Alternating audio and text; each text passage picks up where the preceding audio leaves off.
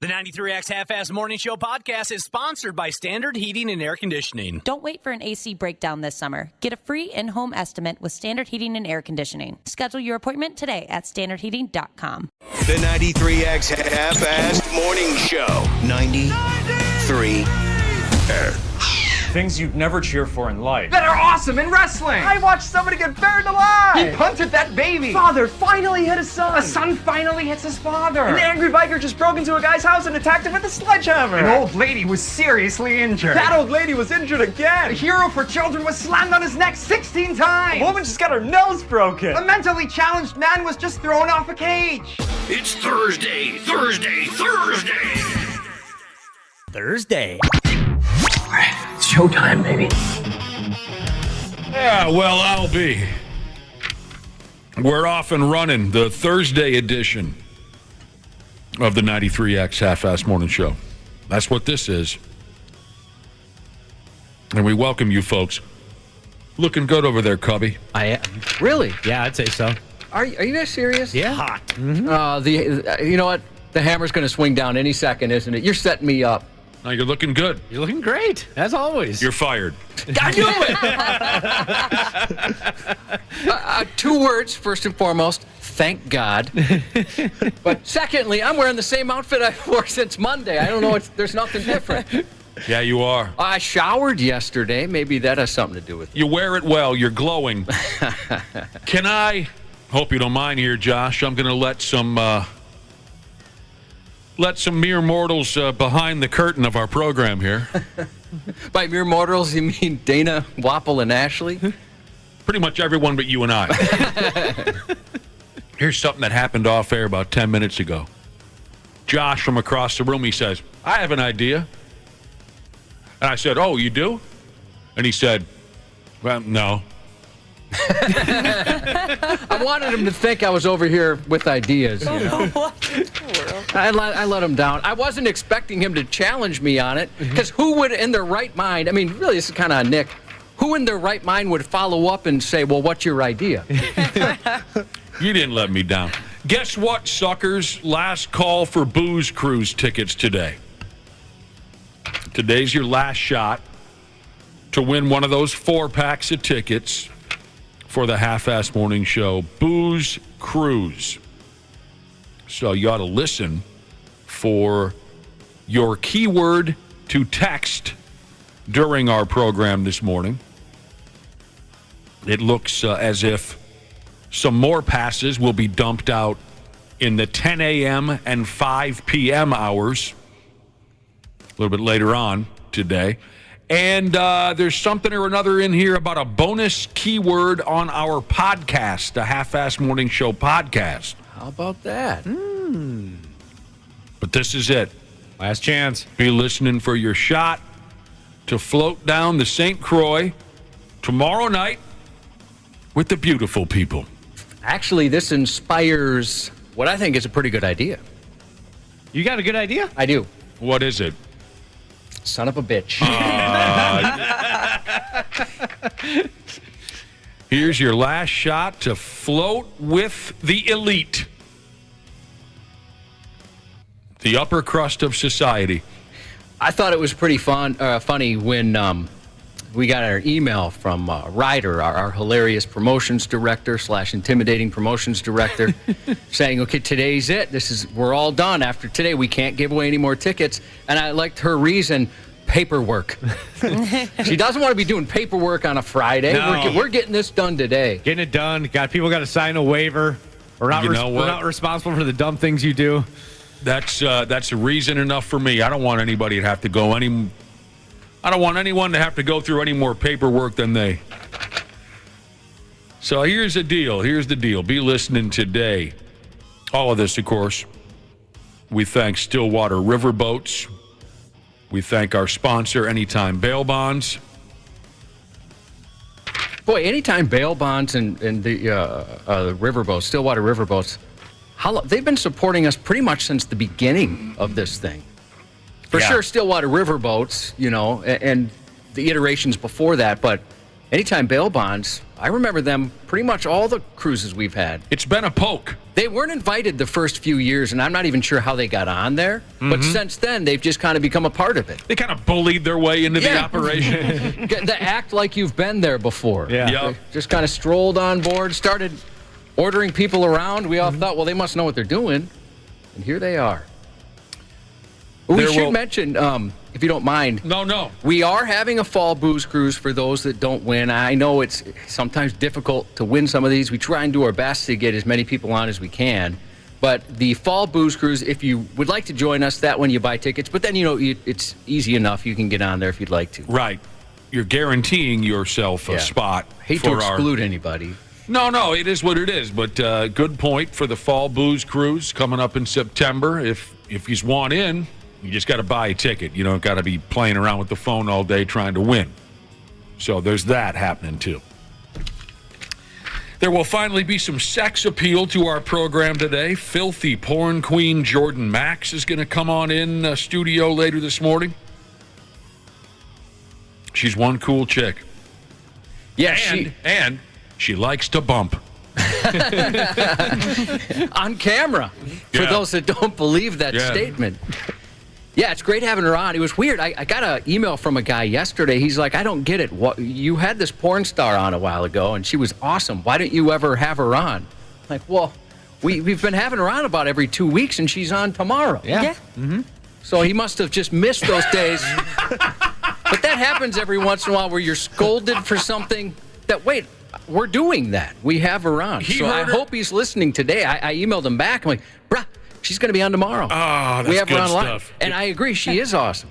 So does this guy think that we only broadcast when he turns on the radio? Yeah, I think that might be the case. You had her on 6-8 months ago. Haven't heard her since. What the hell? She'll be on the booze cruise, too. Oh, she is? Okay. Oh, that's Yes, awesome. sir. Now, I have heard that before, but still, that's encouraging. She's not already shut us down, so. Oh, yeah. We've had people say, I'll be there, and then not show up in the past. But if she says she's going to be there, I'm going to go with, how could I not take the word of a porn star? Right? The last time she didn't make it, my regret was not wearing a shirt that says, Jordan Maxx isn't here, but she says hello. Because that's all anybody asked to, oh, hey, Dana, where's Jordan Maxx? What, she missed out on something in the past? She missed out on a booze cruise, She said she was going to be on the booze cruise, I think that day. Mm-hmm. And then she didn't make it. Yeah, something came up, so she couldn't make it. I agree with Dana. That was the number one question I got. Yeah, where's Jordan and where's Janelle Klein? Yeah, it got to the point where I was just like, I don't know. I don't know where they are. Many, many years ago, a friend of mine was dating this young lady, and nobody liked her. Nobody liked her. I had a neutral opinion on her. I didn't know her, but this is what I noticed. When this buddy of mine would say, yeah, Missy's going to join us tonight, all of his closest friends would go, ah. And then, another... To him, they weren't afraid to let him know. Yeah. Then another week would go by, and we'd be loading up to go out and drink beer, and he'd say, yeah, well, I'll meet you down there. First, I got to pick up Missy. And then a few guys would go, son of a bitch. And so I pulled him aside once, and I said, none of your bros really seem to like your girlfriend very much. Doesn't that bother you? And he said, yeah, but she likes to bump. You guys, so he's going to keep her around. Nice. I do have a couple friends where if I bring them up, I get that reaction, the same reaction your friends had for Missy. You said her name was? Missy. And where I find myself having to go, yeah, I understand, but, and then, start talk about some of the positives about this person. But there's a few people where that's not convincing to them. And that's all my friends. It seems these days that's all my friends. I've only been surprised once or twice when someone's like, oh, that person, I just can't stand him. Like, shocked in one case.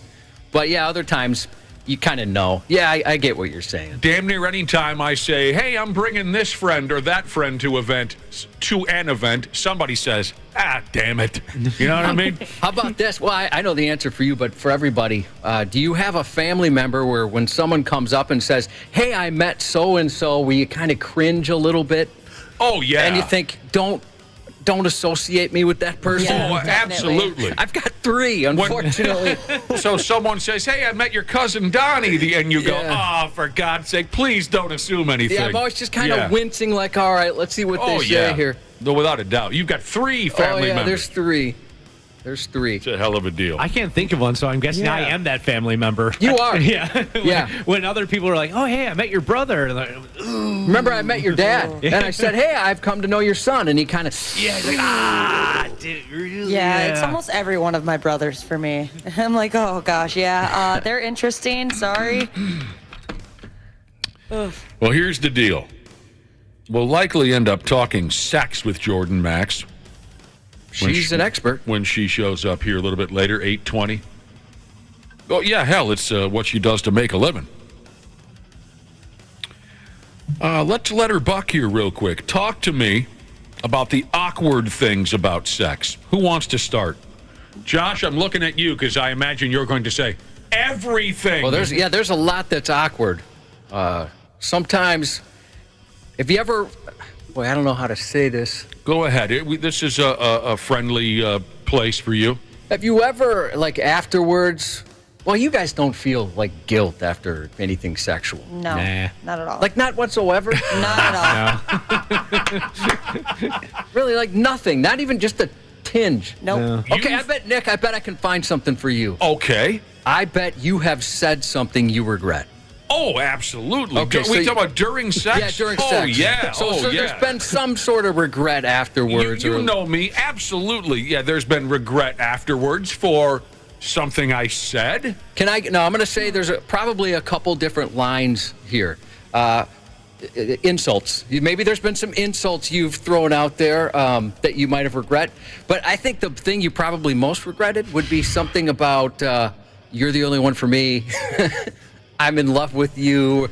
Have you ever thrown anything like that out in the heat of passion? I haven't made those types of mistakes too often. None that I can think of where I expressed deep love and then when the sex was over, I said to myself, "My God, man, what have you done?" Dude, I've totally done that. I was No, thinking of that. that's not the type of regret I've had. I thought for sure everybody had done that, where you expressed more interest than, I mean, at the time it felt super real, but what do they call that? Post-nut clarity? Yeah. And do women have that too?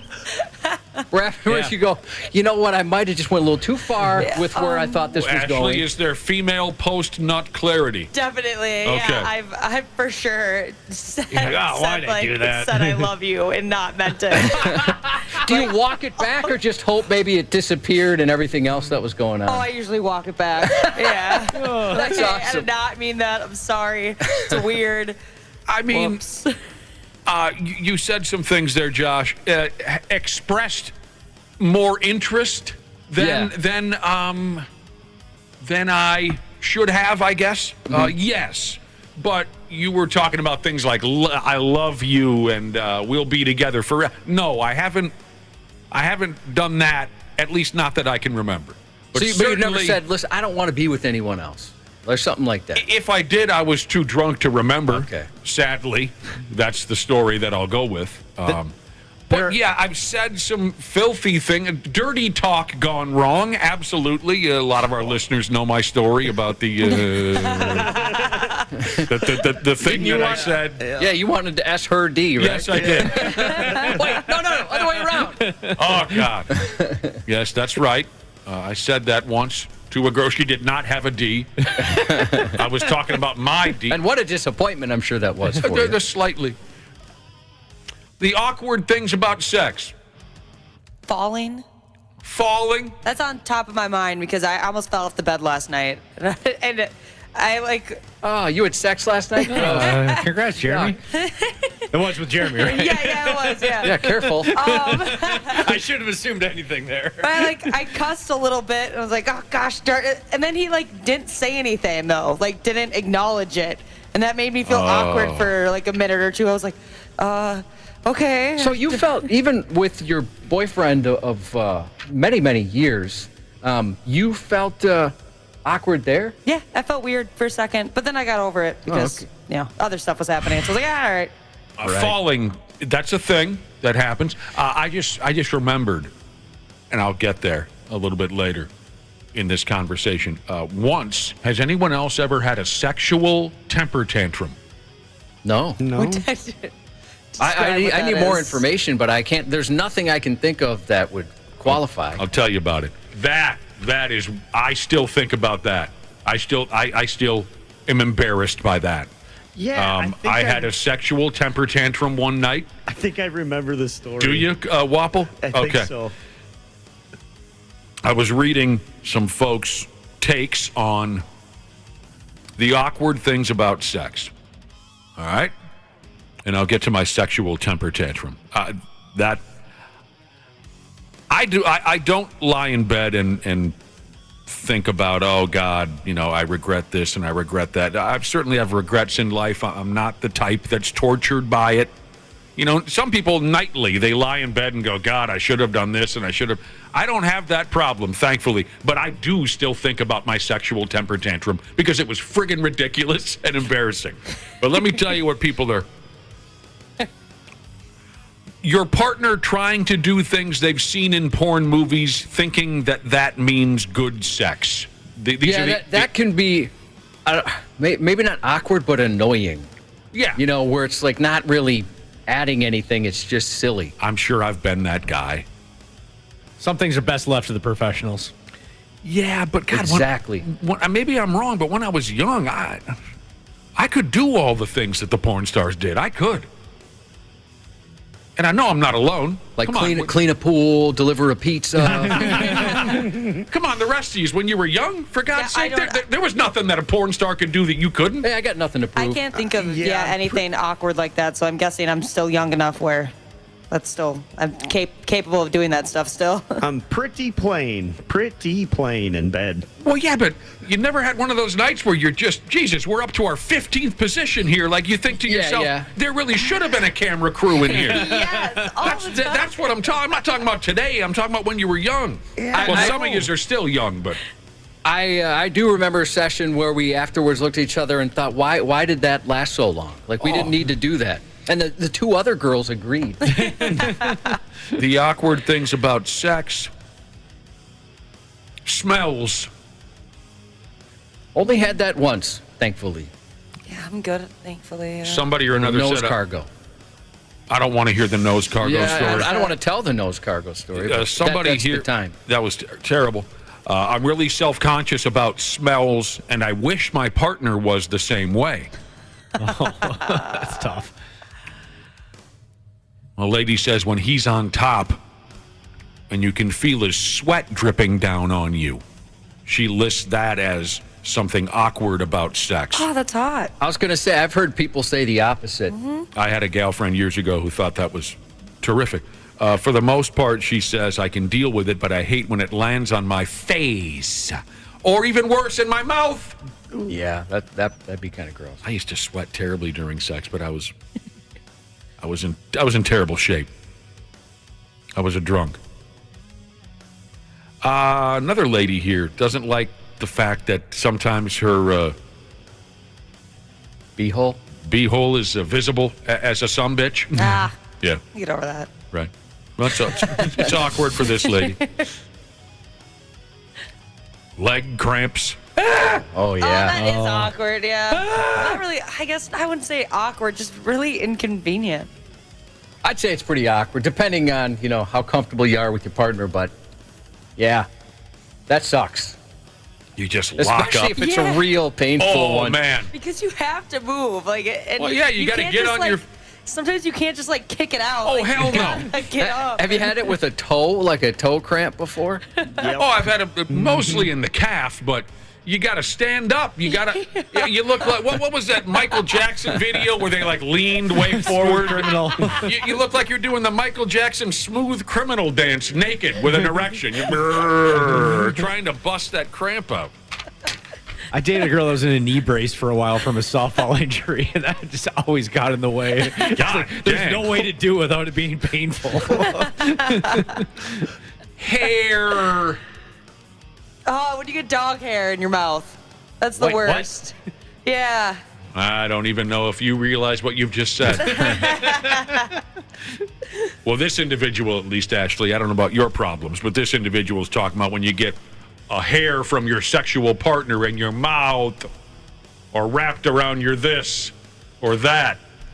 That does get awkward. As a woman, that I don't like that at all. I'll be like, oh, did you get something in your mouth? Okay. Sorry.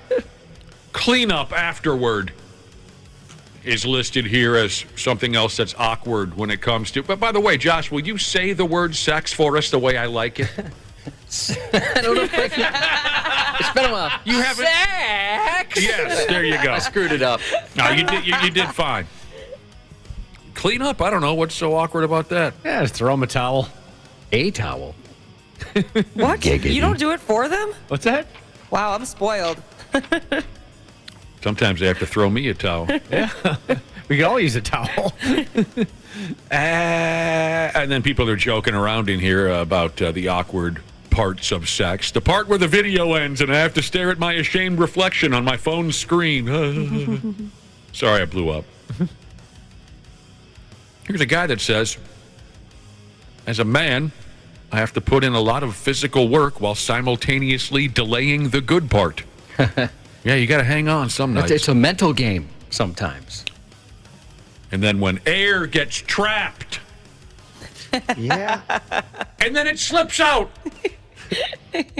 I've only Can I read this, Josh? There's one more line here. Read this bottom. You see where my thumb is? You see how you are? yeah, I'm looking at the list here. Can I read that? Do you see that at the bottom Yeah, about when air? Is it the yeah. Okay. When Well, it says but then? I don't see the words, but then I edited. Okay. It's an instrument. Yes. Okay. Yeah, I think you're fine then. Let me wrap this up. As you noticed there, I wasn't sure if I should say this. A lady said when air gets trapped, the awkward parts of sex, she says when air gets trapped and then it slips out and I become a taco trombone. Oh, I wouldn't have said that. I'm so glad you said that. Taco trombone. I think I that's my new insult. Here comes the old taco trombone. That's awkward. Only experienced that once, and it took me a couple seconds to realize what had happened. Because I'd always heard of it. It was like witnessing the Loch Ness Monster. You know, you'd always heard stories. You weren't sure at first whether or not it was you? Yeah. Well, I didn't know. Yeah, I didn't know where it came from. I thought there's only 3 possibilities here, and I ruled out myself immediately. Who was that? Who did that? And then she clarified. Somebody step on a duck? Yeah. But damn, okay, if we're talking about awkward moments from our sexual careers where I still am ashamed, the list is not long. You know, it's all good. You know, nobody bats 1,000. Yeah. Sometimes you don't perform wonderfully. Sometimes you say something you shouldn't have said. Sometimes you haul somebody home that you shouldn't have hauled home. But nobody bats 1,000. That's just what is and how it is. So I don't have a lot of these regrets. But, Wapple, tell me if this is the story you were thinking. So one night I had a lady, and she was lying on her back on the bed. I was standing next to the bed. Yep, and that's it. Yes. And that's how we were engaged in full-on sex. And she had these, like, marble floors. And how do you say it? How do grown folks put this? Space rugs? What do you call those? Yeah. I'm missing a word. Area rugs. Okay. There we go. All around her bed. Okay? And then under that, like a marble floor. So as I'm standing and trying to deliver the goods, I'm standing on these area rugs, and they keep slipping out from under me. No traction. And then my bare feet hit the marble floor, and I'm like a cow on ice skates, Yeah. you know? Bare feet. Bare feet? I'm trying to picture it during Oh, sex. because you wear socks. Go on. So I'm battling this friggin' stupid area rug, and it's slipping out from under me, and I have to gather it with my feet to get and then it slips out from under me, and I gather it again out from under my feet, and this goes on for about 10 minutes, and finally here I am, a grown man with a fully engorged, and I push myself away from this woman, and I go, son of a bitch, these stupid friggin' rugs are the dumbest damn thing I've ever seen in my friggin' life. And then it's totally quiet in her apartment. She's still on her back in the prone position, and she says to me, what in God's name is wrong with you? You just completely melted down. But then get on the bed with me, you moron. I'm just so passionate about making sure you get excellent pleasure from me. I completely flipped out like a child because I couldn't gather enough traction on her fancy area rugs. And immediately I thought, I am an absolute jackass. Were you able to continue, or did that just kind of... Well... She's only human. Of course, yeah, I mean... But the whole rest of the session, I thought, well, she's not going to call me ever again. Yeah, not after watching that. D bouncing around while I'm screaming my ass off. What an idiot. That must have been the dumbest sight she's ever seen. Fun Size Sheeza said it's awkward when your dog starts licking you. Yeah, sometimes the animals can get involved. That's what I was going to say, like when the dogs are watching, stuff like that. That's weird. One of my favorite things about my boyfriend's dog is that as soon as I take off an article of clothing, he leaves the room. He knows what's going to go down now. It's awesome. Oh, wow. Really? Yes, he's so smart. He just gets up off the bed and leaves the room. Oh. All right, good boy. And then it takes a while to get him back in. I wonder if he sticks around for the others. My wife kind of does that. When she can tell I'm in the mood, she'll just get up and leave the room. Yeah, I'm not sticking around. I want no part of this. Not my thing. That's good stuff. Welp, there you go. And here's the deal. Today's the final. Your last shot at passes for our booze cruise, so be listening during today's show. They say at, was it the 10 a.m. and the 5 p.m. hour later on, there'll be an opportunity there, and then our podcast, there'll be an opportunity on our podcast to get texted in and win that 4-pack, so you can join us tomorrow night on the St. Croix. You're a terrific crowd. We will take a breather, and before you know it, we'll be right back on the Half-Assed Morning Show. Half-Assed Morning Show. 69.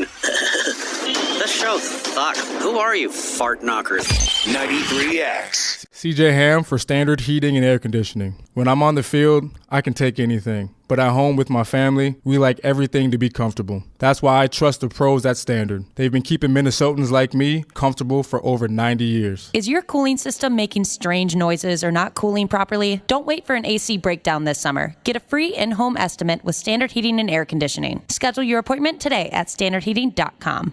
How wrestling really works and how you get the ratings. Eric Bischoff and Conrad Thompson explain on 83 Weeks. There's no creative strategy that would allow AEW to execute on the mission of being different than WWE. And if you're not doing anything different, you're either better than, or you're less than, or you're different than. And so far, AEW is less than. There has to be something different. And I don't know what that is, to be honest with you. 83 Weeks on YouTube or wherever you listen.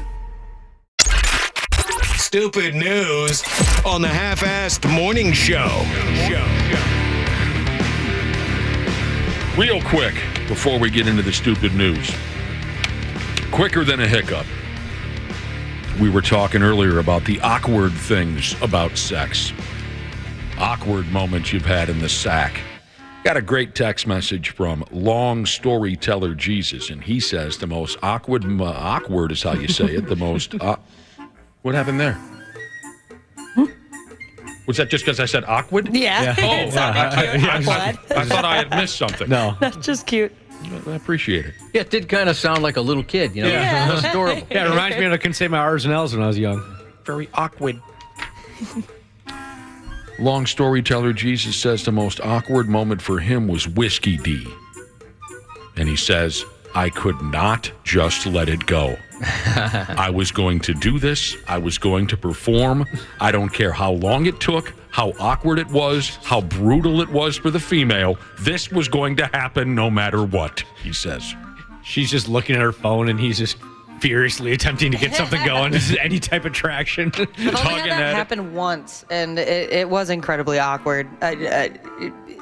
There's nothing you can do about it. Was either. the dude just tugging on it like it was junior high? Yeah, I mean, and I feel like they don't really realize at first until you're like, hey, what are you doing? Do you say, like in the movies, it's okay, it happens, or what do you do in that situation? No, I was also intoxicated, so I was mad about it. Oh, no. Well, Yeah. that's going to make it not work even more. Yeah, I know, and he said that too. It's like, that doesn't help. I was like, well... It'd be funny, you start yelling at him, he immediately just gets massively hard. Oh, I guess that's what I needed.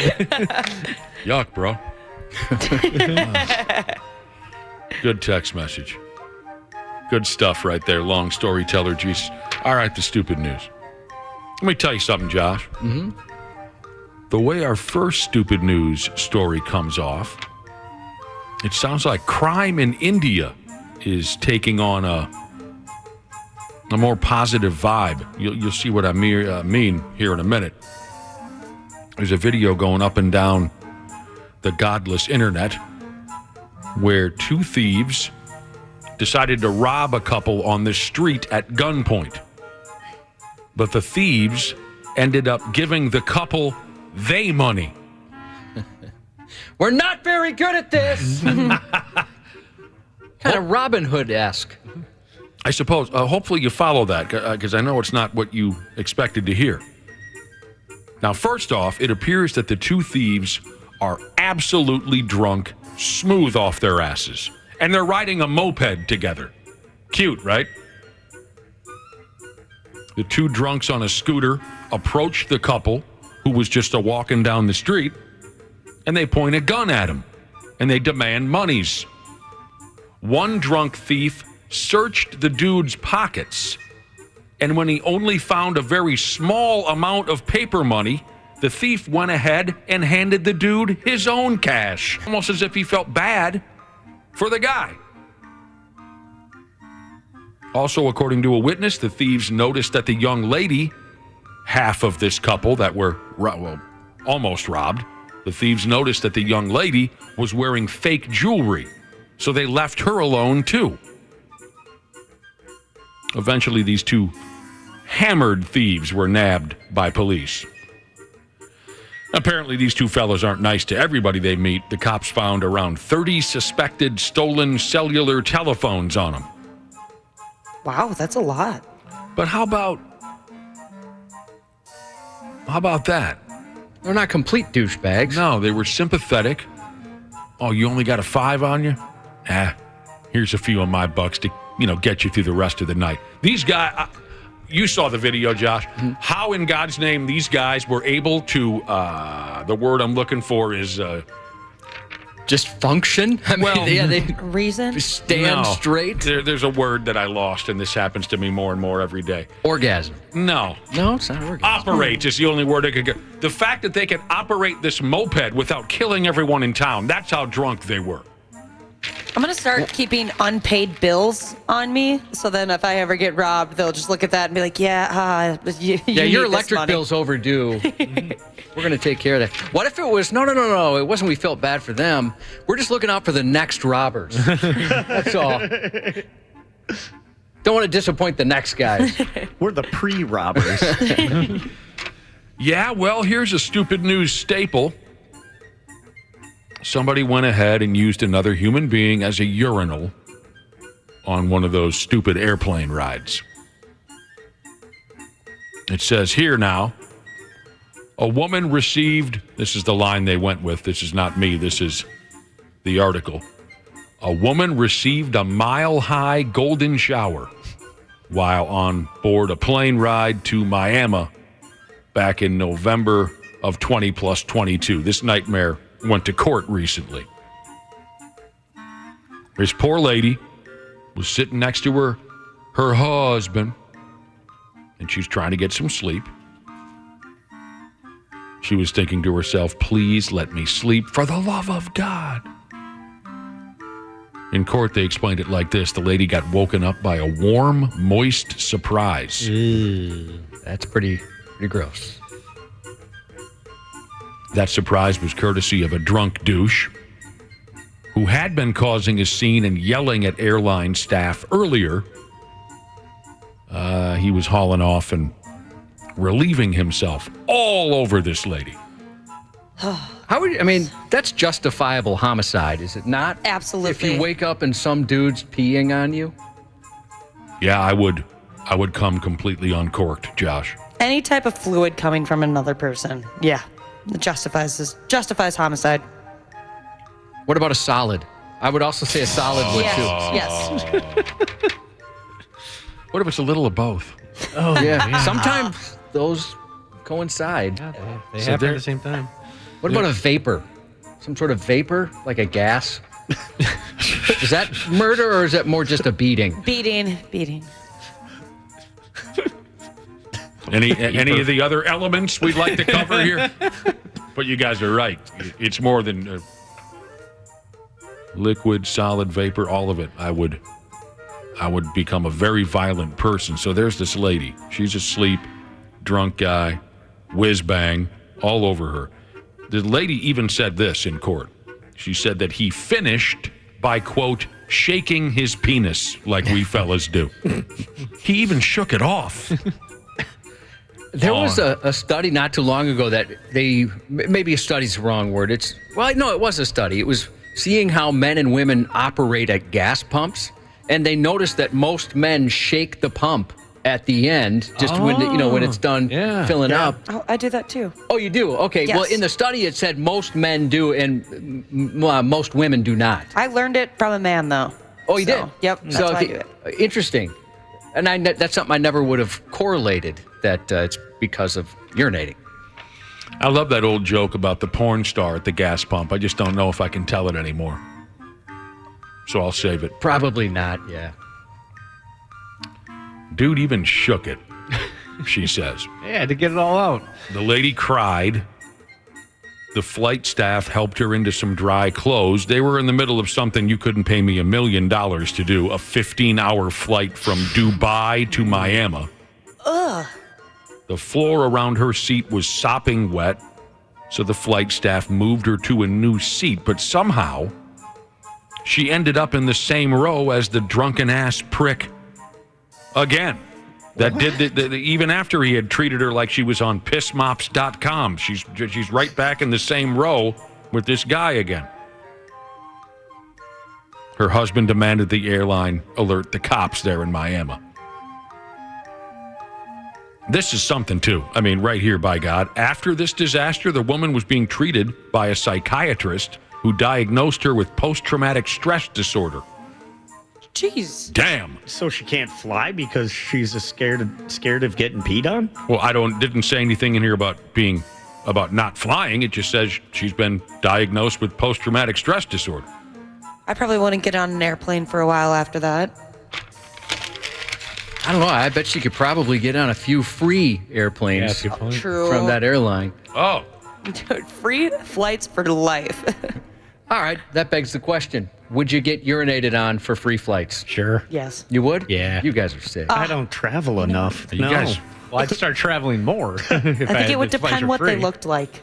The person? Yes. You'd let someone urinate on you for a how do you call it, a free plane ride or two? Yeah, I have a lot of places The I want hell's to go. the matter with you people? All right. I like to travel. Actually, you just got done saying it's justifiable murder, and now you let someone. Stuff. Huh? I like free things. You like free things. Yes. So let me ask you this. What would you say an average ticket for $700 fare? I don't know. I haven't been on a plane. Yeah, it depends on where you're going, but yeah, $300, $400, Or say in there. $500. Yeah. Okay. Would you let somebody do that to you for $500? No. It would need to be free flights for life, like you originally said. Boy, you guys are really asking for a lot there. You would need to give me millions and millions and millions of dollars for someone to take a friggin' leak on me and then shake it off. Good Lord, have some pride, for God's You're talking sake. about men, right? I just want to be clear. Oh, I don't know. What do you do? Do you ladies shake a little bit when you finish up? I just know that you're kind of a fan of the other one, so. No. You got it all wrong. You know, there's in any relationship, you could say there's a giver and a taker, probably. You know, maybe sometimes you switch roles, but in Nick's case, I think it's pretty defined where he's at. Oh. Yeah. Oh. Yeah. Did not know that. There's a giver and a taker. Yeah. God. I can't imagine someone saying, "Hey, man, you know what I got for you?" What's that? Flea, that's twice now. Free airplane rides for the rest of your life. Oh, yeah? Yeah, I can hook you up with that. Yeah? Yeah, I could. Well, what do you want from me? Just let me take a whiz on you. Oh, yeah, that's fine. You said free airplane rides for life. Yeah. For life, yeah. Yeah, go ahead. Yeah. I like free things. I go to London like every weekend. All right, fine. You guys, that can happen for you, but you have to explain every single time how you got a free ticket. That's just where I was going to go. Eventually, your buddies are going to say, "What the hell are you doing going to Barcelona every weekend? Where are you getting this guy?" Oh, see, a dude approached me, and he said he could give me... Yeah, at security, as your... Is it, what do they call that, a gangway? Or what do they call that on the way? Gateway? You have to wear a sandwich board that says, "I got peed on for these tickets." You're just walking around the airport.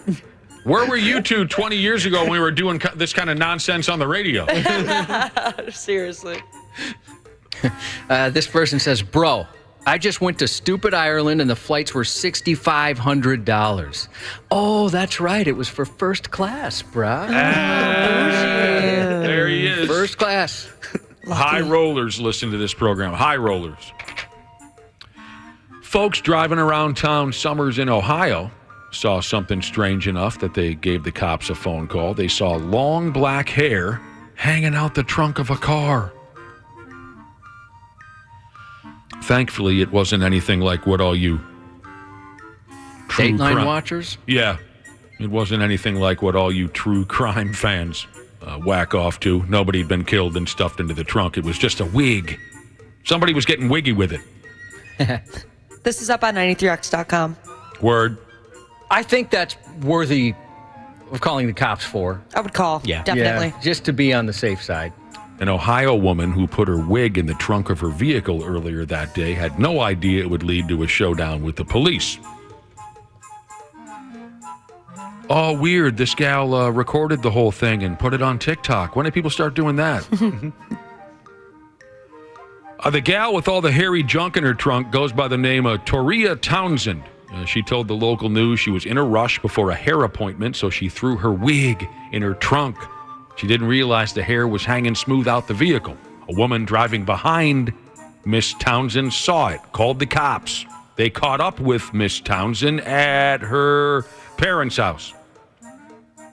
And like I said, she put a video up there of her interaction with the cop. The cop said, "There's hair hanging out your car." And Toria Townsend said, "Oh, my sweet Jesus, that's my wig." And they had a good laugh over the deal. That's pretty funny. In a Facebook post, she thanked the cop for handling the situation calmly, and the cop borrowed the wig from the lady for his drag show appearance later that night. Oh, cool. Everybody wins.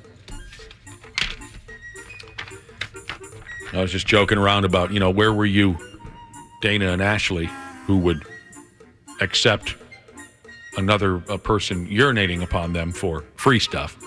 I was asking where you were in the old days of radio when we used to do terrible things like that on air.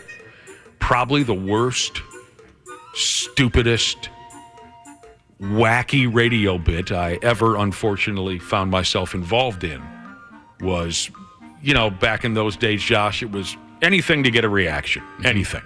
And it was pathetic and it was lame and it was rarely funny, but that was the times we were in. That was what you did on morning radio. Send somebody out on the street to do something stupid. I friggin' hated every single second of it. But, after a while, you're desperate for ideas. You're just desperate to do something. Everyone has to outdo everybody else, and it sucked. So one particular gimmick, maybe you had to be there. Me and this other schmuck, we went to a local gas station, and this was the bit. We put the other idiot in the trunk of my car. I'm on the phone with the losers back at the radio station. And the bit was this other guy was going to scream and bang on the, what do you call that? The trunk from the inside. Help, help, right? And I'm there with the phone, and it was my job to describe how people were reacting. And the look of concern and terror on the faces of the people around me was so horrible that was one of the low points for me, where I thought, how in God's name have I found myself in this spot right here, right now? Boy, nowadays you can get some pretty big trouble for something like that. Absolutely. It was so Maybe you could dumb. back then, but it seems like now, for sure, we've heard stories. It was so dumb. And then, of course, Josh remembers, the attitude in the building at the time. Because on audio, I didn't get people screaming for help. It was deemed a failure. And I said, look, you jackwagons weren't out there, okay? There is nothing funny about what we just did. No. That's why there was no great reaction. Oh, man. It just brings back so many terrible feelings. Horrible, horrible memories and feelings is what it brings back. And you thought, mostly that has disappeared, luckily, right? That pressure. And I think, we mentioned before how litigious everything is. Nobody wants to get in some trouble or, have something terrible happen. Like, God forbid, a cop rushing to the scene gets hurt or hurts somebody on the way there. But we mentioned this before, not too long ago. I mean, within the last, 3-4 years, we had a guy tell us that we need to climb on a billboard, get arrested. He told us to get arrested, and then he would read a phony prepared statement saying, we can't control them. These guys are too wild. He's wild and crazy guys. Radio is so stupid at times. And you know what? Back to those we gotta shock everybody days. I never enjoyed it. And I expressed that to my coworkers, and they would shake their heads at me and say, you have no idea what makes for a good radio show, do you? I was looked down upon because I didn't constantly want to be involved in this ridiculous behavior. Well, the fake stuff is the worst. Oh, that where stuff. they tell you to fake, get some people to pretend this, pretend that. Fake a parade. Like, hey, we're broadcasting live from the parade. It's so crazy down here. That must have been a regular radio station. Countries around the radio station would all do that, it seems like. I'm ringing the bell because I had to be involved in one of those. Yeah, they tried to get us to do it once at an old job. And we're like, that's the dumbest thing I've ever heard in my entire life. I'm so glad that. Dana, name off the 10 dumbest radio ideas you've ever heard in your entire life. I guarantee you, we did it 25 years ago. When I first started, we were involved in all that crap. And again, I didn't like it, and everyone looked at me like I was a complete moron. Right. You don't get it, man. You don't get radio, man. You don't know what we're doing here. What are we doing? The stupid news? I think so. Mm-hmm. Yeah. How much time do I have left, Cubby? Oh God, we got lots of time. Yeah, I think we're doing just fine. I got to take a leak. Do you really? But I can hold it unless Dana, Ashley. Yeah, you guys want to go to Cleveland or something? Josh could. You got like a Chipotle gift card or anything in your wallet? Bring it on. I've got a Fleet Farm one, but you can't have it. Yeah, I would never deprive you of a Fleet Farm gift card, and I wouldn't let you. Yeah, I just went there yesterday. Now, speaking of gigs, here's the gig you want right here.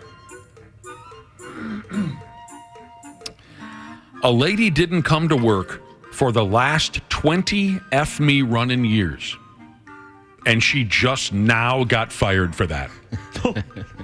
She had a good run. She's an Italian professor of some sort. She didn't show up to work 20 of the 24 years she was working there. She only got 4 down. And she cracked the code. That makes it even better. Word is, now that she's been canned, she's looking to argue this. She thinks she somehow got screwed. Now that's hilarious. That is good. Here's the deal. This lady is named Cinzia. Let's just go with Cinzia. A secondary school teacher in Italy. She became famous in Italy for managing to skip work for a total of 20 years out of the last 24. She was originally canned back in 20+17 because she never showed up. She appealed that decision, and somehow a judge reinstated her the following year, but then she continued to not show up. She had all kinds of excuses during the last 24 years for not being there. She filed 67 certificates of sick leave. There's probably a different way to say that, but I don't know it. 16 requests for time off for personal reasons. 7 paid parental leave days off. 24 days off to assist family members with various disabilities. I'm not going to be there because I'm taking a training course. I'm not going to be there because of a work-related accident. Maternity, breastfeeding problems, attending to the health of her children. She had it all. Every excuse you can think of. And in 2015 now, that was a unique year for this lady. That was one of the few time periods where she did come to work. Students complained that she didn't do jack squat anyway. She'd be fingering her cell phone most of the time. Throw a movie on, call it a day. I have no idea how long or how this went for so long or how she got her job back originally. But now check this out. A local newspaper got a hold of this teacher lady because, like I said, she thinks she's being wronged here. She told the local paper she's vowed to prove her innocence. She's vowed to prove her innocence. But she told the paper, not right now, because I'm at the beach. She's the best. She's got moxie. That's so good. 20 years. That's almost as long as you've been alive, Ashley. Yeah. She just wow, when you put it that way. She's smooth, just didn't come to work, but yet she just got fired. Think of the worst pile at your workplace. If I were her, I would just take it as a win. You know that. You got paid that's for 20 all that years happened. Yeah. to do nothing. Why fight it? She's gonna end up having to pay it back or something now. Think of the worst pile at your workplace. This lady curb stomps them. Yeah, you know, I'd really love to give you my beach right now. Nothing I can do. There is that attitude, you know, with some people. Where, well, there's nothing I can do. I made plans to go to the beach. And I don't understand. How could I possibly go to work? That is good, though. You know, there's some companies that are experimenting with unlimited vacation time, trying to figure out, and they've actually found that some people don't use as much as they would have if they said, here's your defined vacation time, use it or lose it. Unlimited vacation time. Yeah, I mean, obviously that's playing with fire. It is. Mm-hmm. Yeah, my ex-wife had that, and she didn't really take advantage of it. She just took the normal time she would have taken anyway. She had unlimited vacation time? It's like as long as you get your work done, you can have as much time off as you want. Oh, she has one of those jobs. Okay. Yep. Well, that's a little different than unlimited vacation time. I think that's kind of what it is. You know, you have responsibilities. Maybe I'm misunderstanding what unlimited vacation time means. But I just wonder, too, if the company's going to go, boy, you need more responsibilities. You took 50 weeks off last year. You worked 2 weeks for us. Thank you. Are there even 50 weeks in a year? 52. All right, finally, this is pretty silly. The deputy mayor of Helsinki, by damn Finland. I think that's where Helsinki is. Where in the Helsinki? This dude is 46 years old. He's the deputy mayor, and he got busted for graffiti. Like he's the cool deputy mayor. like he's a 14-year-old or something. Was there ever a time in your guys' when you were younger where that was like cool to do, No. like tag places? I was friends with some people that thought that was super cool, and it was so cringy. I never was a part of something like that, but I did when I moved out. I remember wanting to get a graffiti artist to do a wall in my bedroom or something. Oh, that'd be cool. Sweet. Are you friggin' serious? Well, see, I look back now, and I don't have the same "that'd be sweet" vibe. But at the time, I thought that would be awesome. Yeah, when you're in your 20s, I think that'd be cool. What was it gonna say? Fresh? Yeah, something like that. Thug life, or I don't know. I painted a mural. My parents let me paint a mural on my wall when I was growing up, and it was cool for about a year. Yeah. What was it? Scary trees and like darkness and things? Because weren't you a what do they call it? A dark sider? A goth type person? Yeah. No, it wasn't actually. It was. It's even worse. Was this when you were a little girl?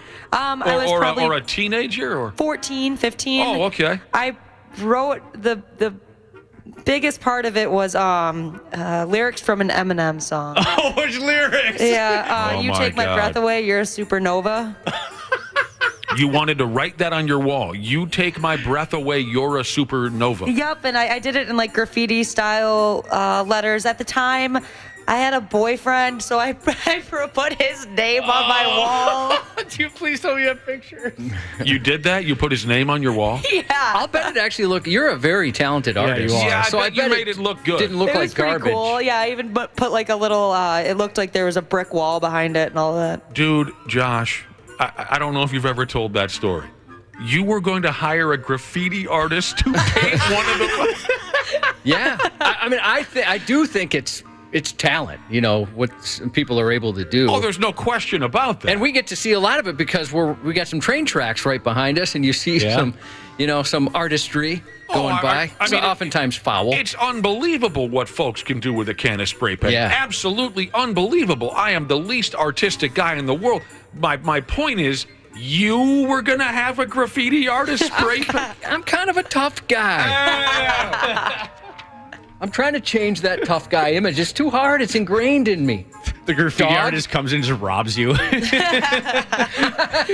just like a nice little smiley face, a rainbow. Yeah, he just paints a wiener on my head. This is a big wiener and just takes your laptop and leaves.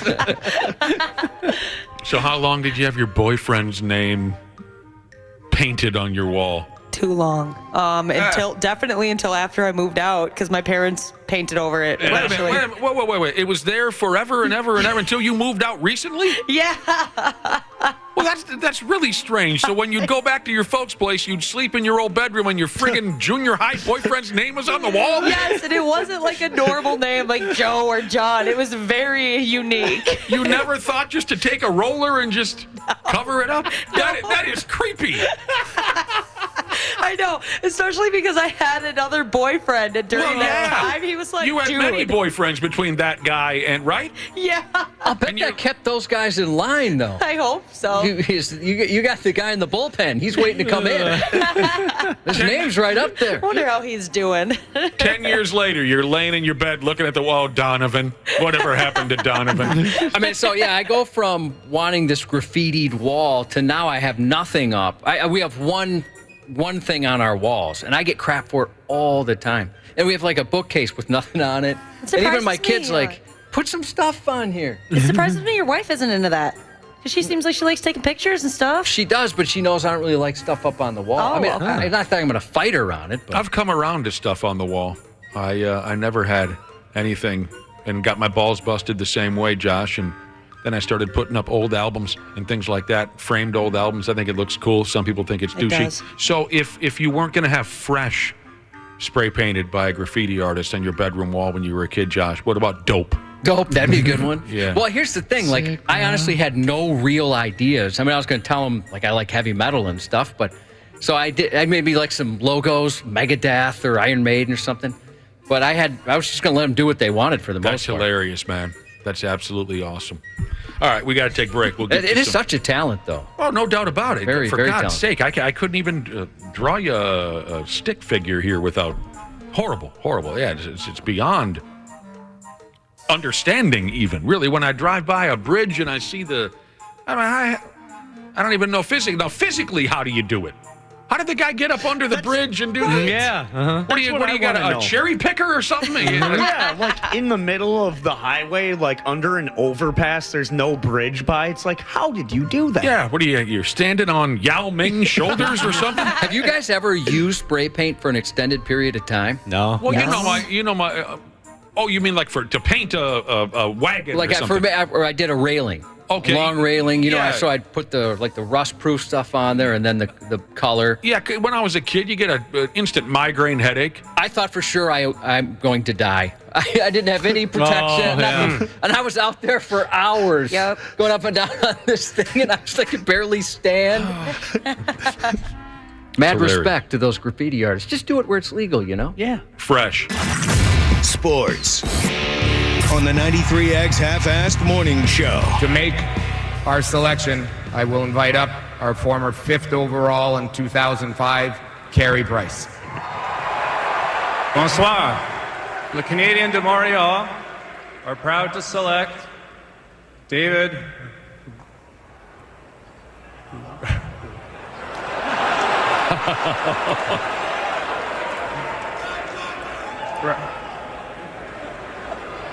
We planned it that way. David Reinbacher. Dude, that's the greatest thing I've ever seen at any draft. You had one job, buddy. At any friggin' draft. That's so awesome. Carey Price, former Montreal Canadiens goaltender. You know, they always, not always, they like to throw an all-timer up onto the mic once in a while to pick a player. 5th overall pick. Carey Price gets up there and does not remember the kid's name. That's beautiful. Absolutely beautiful. Good for him. You've been there. I have. We've both been there. I have. I was, you got this shorter, bald GM standing next to Price, kind of filling him in on, Right. here's who it is. Right. I've been that short, bald guy filling you, the handsome front man, in on who we were introducing for a band. Right, absolutely. That was Blink 182. Got up there. No, Sum 41. Oh, Sum. Same thing, Nick. Don't worry. They're all the friggin' same. Yeah, I couldn't come up with it. 30,000 people up there in the crowd. Couldn't come up with the name of the band. Had to ask Josh as I'm standing at the microphone. And the band is standing directly behind us. Hey, if you're an average height guy, average to maybe a little below height guy, and you want to feel tall, go to a Sum 41 concert and stand next to the band. You'll feel like an NBAer. I know the lead singer is a very little man. Dude, I mean, there was another one, Josh. I don't know if you remember this. This was over at Medina Ballroom. And I was going to introduce, it was Cinderella or Dawkins or Skid Row or one of these 80s rock bands that I love so much.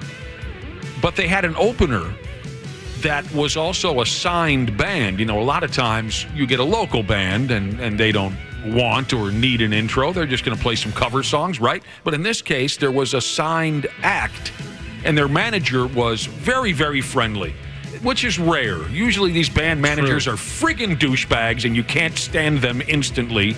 But this guy was really friendly, really nice, and he was concerned. He's like, this is a brand new band, but I have high hopes for them. And he tells me, because I'm going to get on stage and do the intro, he says, now remember, they're from Atlantic Records, and they're called... I don't remember what they were called, but I'm trying to come up with a name where the story will still work. I'll just say the Republicans, right? Yep. Atlantic recording artists, the Republicans, he tells me over and over and over again. And I said, I got it. And I swear to God, I got up on me, and I don't have the exact name, but I got up on stage and I said, Pacific recording artist, the Democrats. I said the exact opposite of what I got off the stage. And the guy he still wasn't a dick. He wasn't. He was disappointed. And I was so disappointed in myself. I know you enough to know you probably felt worse than anybody else. I wanted to do well because they were a new act, and the band's looking at me sideways for their entire friggin' show. There you go. Twins got swept in Atlanta. Yeah, they did. Last night, Yankees pitcher Domingo Germán threw a perfect game. What a prick. Why would he do that? And we'll talk all about this NHL draft when Randy Shaver joins us in a half hour. Cubbies News is next. Half-Assed Morning Show. 69. The show show suck. Who are you, fart knockers? 93X. CJ Ham for Standard Heating and Air Conditioning. When I'm on the field, I can take anything. But at home with my family, we like everything to be comfortable. That's why I trust the pros at Standard. They've been keeping Minnesotans like me comfortable for over 90 years. Is your cooling system making strange noises or not cooling properly? Don't wait for an AC breakdown this summer. Get a free in-home estimate with Standard Heating and Air Conditioning. Schedule your appointment today at standardheating.com. Half-assed morning show. 93X. Right now on the Luther Bloomington Kia text line, text DIVE, D-I-V-E, DIVE to 651-989-9393 for a shot to win a 4-pack of tickets to the 93X Half-Ass Morning Show Booze Cruise. The Booze Cruise will be tomorrow in Stillwater. Tickets furnished by Stillwater Riverboats, sponsored by Anytime Bail Bonds. This keyword is good today, June 29th until midnight. Nothing ever happened in this neighborhood for 30 years that this place is open. He was just not in the right mind, and thank God nobody got hurt. Chilling video captured a knife-wielding man allegedly stalking a pizzeria worker in a restaurant kitchen before dousing him with lighter fluid and trying to set him on fire. What the living hell are you talking about, son? I don't know. I was hoping you guys knew because I'm lost at this point. He tried to light someone on fire. Complete stranger. The incident began at Allegro Pizza Sunday afternoon in Thousand Oaks, California, before the restaurant had even opened, about 1:45 p.m. According to the owner, Raul Ferrero, one of the cooks was preparing pies for a shift when a man came into the restaurant. That man, identified as 61-year-old Robert Haight, walked in with a small dog and approached the cook, dousing him in lighter fluid. The suspect started throwing gasoline at him, but he thought it was water. So he wasn't defending himself until he smelled gasoline with a lighter, so he punched him in the face and he knocked him down. The scene was captured on the restaurant surveillance cameras. The cook walks into the kitchen. Haight follows, knife in hand, along with the dog's leash and a small bottle in the other. Then the two men make their way out the back door of the restaurant where a Good Samaritan jumped in. The Good Samaritan in a truck jumped out and tried to intervene. He tried to talk Haight down, but he too was doused with lighter fluid. So the Good Samaritan knocked Haight the F out. The restaurant owner said Haight allegedly attacked 2 other people before entering his eatery, adding that the suspect was saying people were trying to kill him. Police said later that he had walked into a few other businesses that day, also spraying people with lighter fluid and attempting to set them on fire. God help us all. Yeah. There's just no way to prepare for something like that. Yeah, that's true. I mean, how do you defend against something? You really can't. Pretty cool that guy knocked him out, though. A man was arrested after attacking a Seattle homeowner with a pitchfork. At about 1:30 p.m. Sunday, officers responded to a report of a home burglary. When police arrived, they found a homeowner with a sword and injuries and another man with a stab wound to his torso. According to police, the man had gone into the house when no one was there. But as the 71-year-old owner arrived home, he noticed items weren't where they were supposed to be, and a kitchen window had been shattered. Then the homeowner found a man standing in his living room. The pair fought, where at one point the man held the homeowner to the floor and attempted to stab him with a pitchfork. The homeowner was able to get away, running to his room to get a gun. The man chased the homeowner, tackling him. When the homeowner attempted to shoot the man, his gun jammed, so he grabbed a samurai sword and stabbed him. After the stabbing, the man ran outside, where he was later arrested by police. The homeowner suffered non-life-threatening injuries to his face and torso. The 61-year-old attempted burglar was transported to the hospital for treatment of non-life-threatening samurai sword stab. Oh, no. Before being booked into jail. So this guy's just got a pitchfork and a samurai sword hanging around in the house there. And a gun. And a gun. So this would be the coolest house to rob in the neighborhood for sure. I can see why this one was targeted. A woman was arrested after allegedly breaking into property owned by a seafood company and then ripping apart processing machinery while naked. Last Thursday at 10 a.m., a sheriff's office dispatch center in Oregon received a 911 call reporting a naked woman ripping up machinery inside Pacific Seafood. 2 officers responded, and one found the woman on a dock within the property. She had since put on a coat, and only a coat. Officers reported 50-year-old Priscilla Coaster had trespassed within a Pacific Seafood vessel and destroyed an electrical docking post valued at about $1,600. She was on supervised probation at the time of the incident. No word on what prompted the outburst, the nude outburst. Yeah, the nude outburst. An Ohio man was arrested after cutting down power lines, causing significant outages in the area. The Monroe County Sheriff's Office said they received a call from South Central Power Company advising that Michael Yannick was cutting down their power lines. Officials say this caused outages in the area and that power lines were laying in the fields. Deputies said the man completely cut one power pole down with live wires and then cut another pole multiple times before the saw got stuck. Police say he was held on charges of disrupting public services and vandalism. A Florida man was arrested after he allegedly stole a police car Monday night and was later spotted driving it while wearing the cop's hat. That's cool. 33-year-old Joshua Lee Marlowe allegedly stole the Miami police vehicle from outside the hospital. The owner was parked at the hospital, dropping off another person. Marlowe was reportedly caught on video walking up to the car, getting in, and driving away. About 30 minutes later, it was discovered the vehicle was missing, and Marlowe was allegedly spotted driving it while wearing the officer's hat. Marlowe was arrested and found to have a suspended driver's license. You think that pisses the cops off even more? That he's wearing the hat? That he's wearing the uniform? Yeah. A man was arrested after a suspicious object sparked an evacuation of part of Grand Casino Hinckley this week. The Pine County Sheriff's Office was called by the Grand Casino security team about 8:30 a.m. Tuesday when they saw a suspicious object in a section of the property. An area of the casino and hotel was cleared of guests and employees while a thorough sweep of the casino was carried out. The St. Paul Police Department bomb squad arrived and after reviewing the object determined there was no threat. Police say a 37-year-old suspect from Hinckley was identified and taken into custody. Authorities say a reported threat made against a church in a southwestern Minnesota town turned out to be unfounded. The Kandiyohi County Sheriff's Office said it was alerted by authorities in Lee County, Florida, that a resident may pose a threat to the First Christian Reformed Church located in Princeburg. The FBI and ATF joined in with Minnesota and Florida investigators to probe the threat further while the church put a safety plan in place. Investigators eventually determined there was no threat. The sheriff's office said the presumptive suspect had been suffering from an acute mental health crisis and was hospitalized for treatment, but they still may face criminal charges in Florida for some evidence investigators found there. Friggin' Princeburg, you say? That's what happened, I guess. Man. Luckily, it was all about nothing. A man on an Alaska Airlines flight had to be restrained and sedated after attempting to fight multiple crew members while foaming at the mouth. Oh, no. Rabies? Well, no, turns out it wasn't rabies. According to the affidavit filed Monday, the man was heard screaming in the bathroom.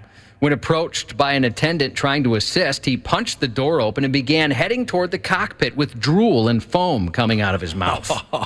Scary. Yeah. The flight attendant told prosecutors he blocked the man from continuing further and asked for a medical expert on board for assistance. A nurse who came forward suggested the man may be given Narcan, a medication used to treat drug overdoses, but only administered in a low dose.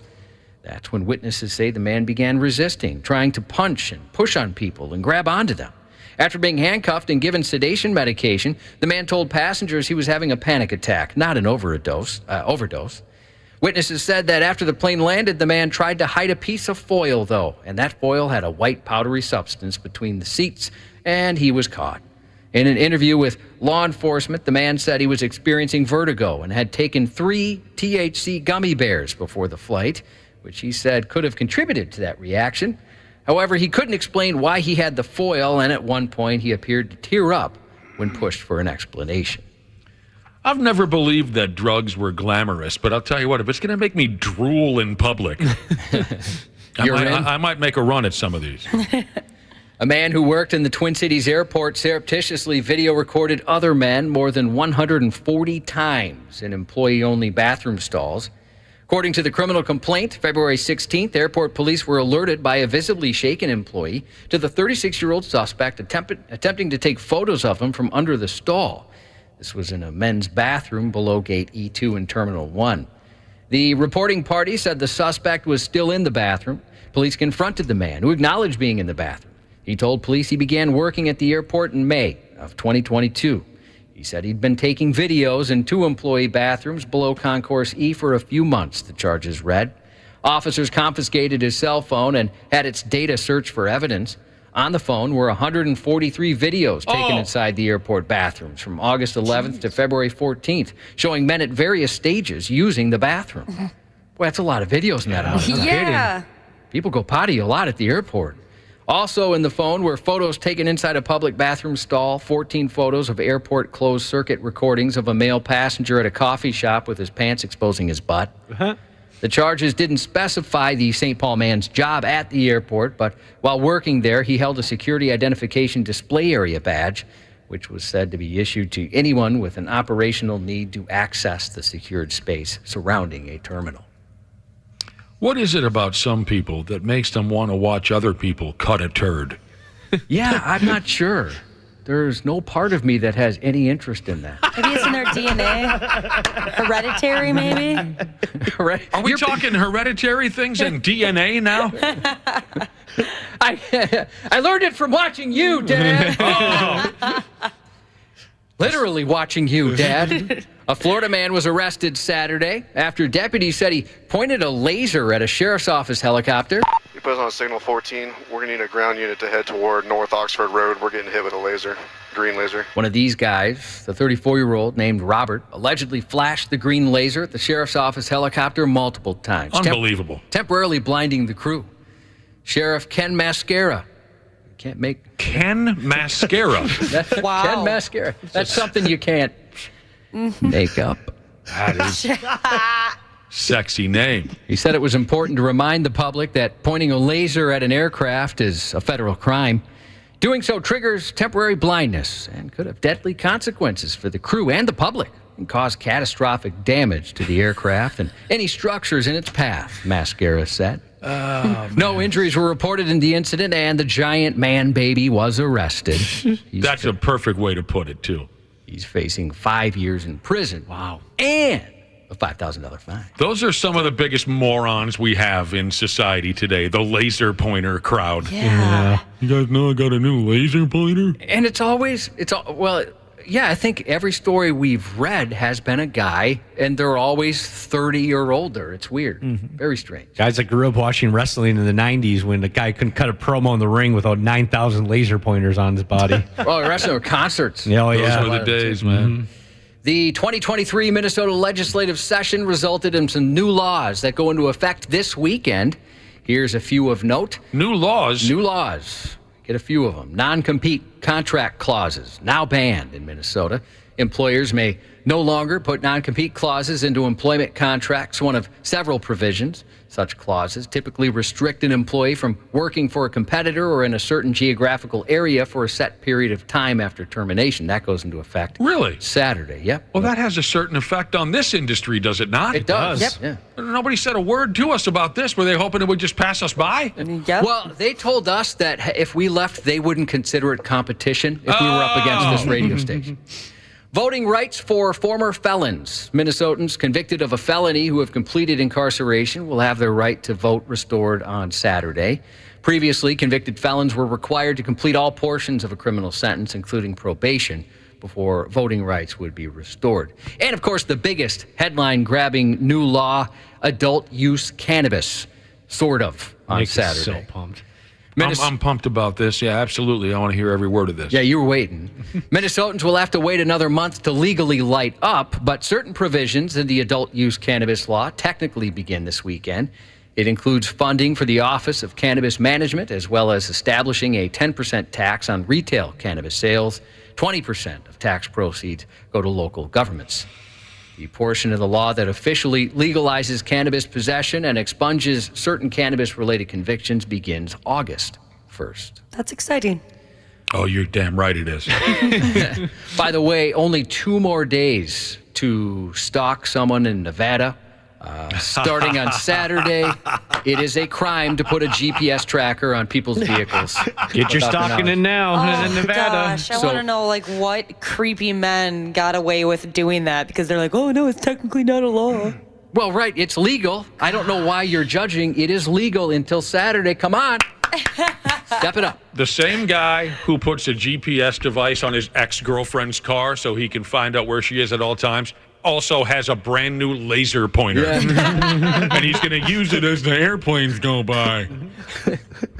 It is kind of shocking that it took this long to make something like that. You would think, well, you know what? I guess I haven't had time to look up if it's illegal here. I sure hope so. Oh, yeah. Oh, that's worrisome. Don't you live by the airport? I got a new laser pointer. I could bring it over. What time does WrestleMania start? 6? And then maybe once it gets dark, we can go out into. How close are you to the airport? Really close, actually. Actually lives very close to the airport. Is your mom going to be home? All right, let's blind some aviators. The Witcher Season 3, Volume 1 debuts today on Netflix. Once again, Geralt? Dang it, it's been a while. Geralt? He struggles to find his place in a world where people often prove more wicked than beasts. The Witcher Season 3, Volume 2 will release next month on the 27th, but we get the Volume 1 out today. Ooh. Brett McKenzie, Flight of the Conchords, 47 today. You do it. Do the bit. Brit. Do it again. Brit. Present. Brit.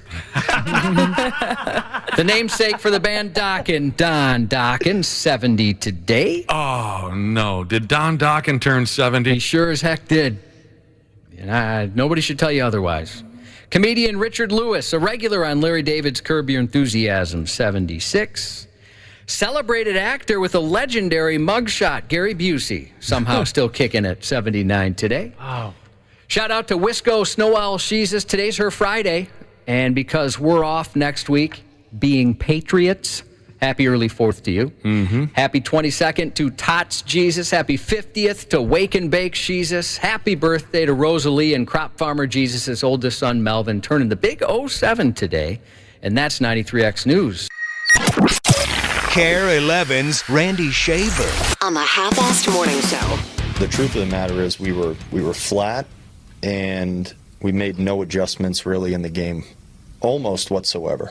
And if you're going to call a spade and say how it is, that's not good baseball. We got wiped this series by the team on the other side of the field, and there's no way we can walk out of this with any positives, to be honest with you. This is a challenge. This is an ultimatum for our team, because if we're here, these guys work their freaking asses off every day, but maybe we got to work our asses off in a different way. We demand more of ourselves than what we're doing right now. That's every single person in uniform out on the field right now. And we owe it to ourselves, we owe it to the organization, we owe it to our fans, we owe it to everyone to give more than what we're given at the moment. Yeah, Rocco's pretty pissed off. He's not happy. Rocco's pissed. Rocco! Twins got swept by the Braves. We'll get to that. We'll get to that in just a minute. But first, he's out on the open road, and he may never come back. Here's Randy Shaver. Hey, bruh. That's the plan, right? Well, is that your plan? Are you just going to keep on going like Thelma and Louise, never come back? Yeah, just keep going. Well, good luck. We'll never forget you, Ricky. What's the bit, right? Yeah, exactly. You get the name wrong.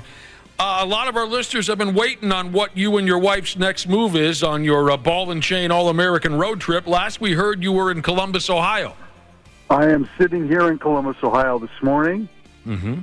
But then today we are off on really the vacation really begins today. Okay. So I think I told you the other day we're driving what's called the Blue Ridge Parkway. Blue Ridge Parkway. So if you Google Blue Ridge Parkway, it was built during the WPA back in the Depression when men didn't have jobs, and they put people to work, and they built this incredible parkway that runs about 400 miles between Virginia and Tennessee. Oh. Through the mountains. Through the Blue Ridge Mountains. Correct.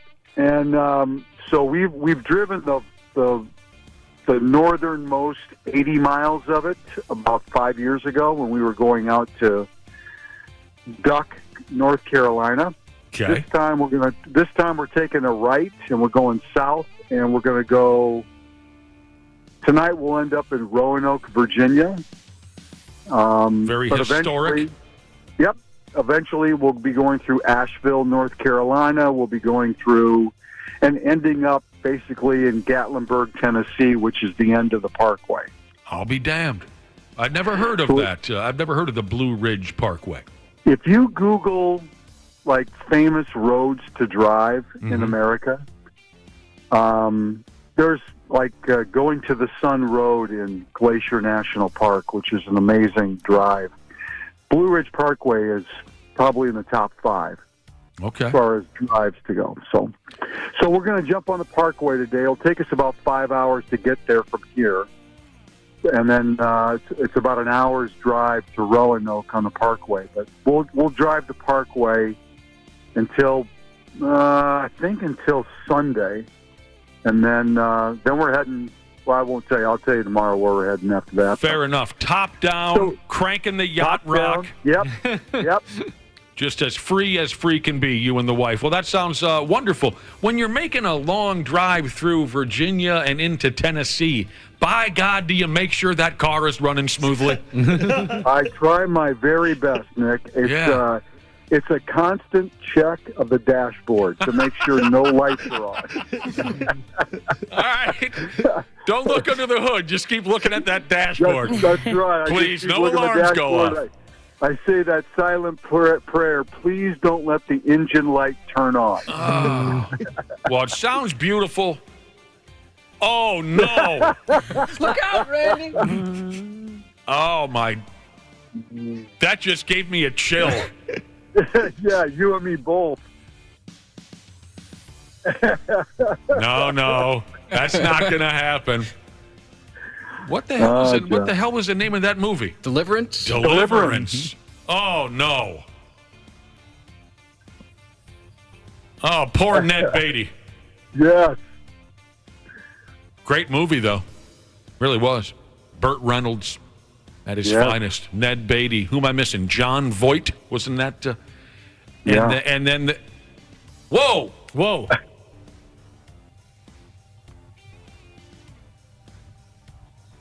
Boy, I wish I knew how to play the banjo. Me too. Same. I wish I knew how to play the... And then the other character in Deliverance, I can't think of his name, but he was the police commissioner in Beverly Hills when Axel Foley was causing all those shenanigans in Beverly Hills Cop. Yeah. He was the commissioner. Yeah, he's good. Good guy. Well, now what the hell is this? A banjo cover of Enter Sandman.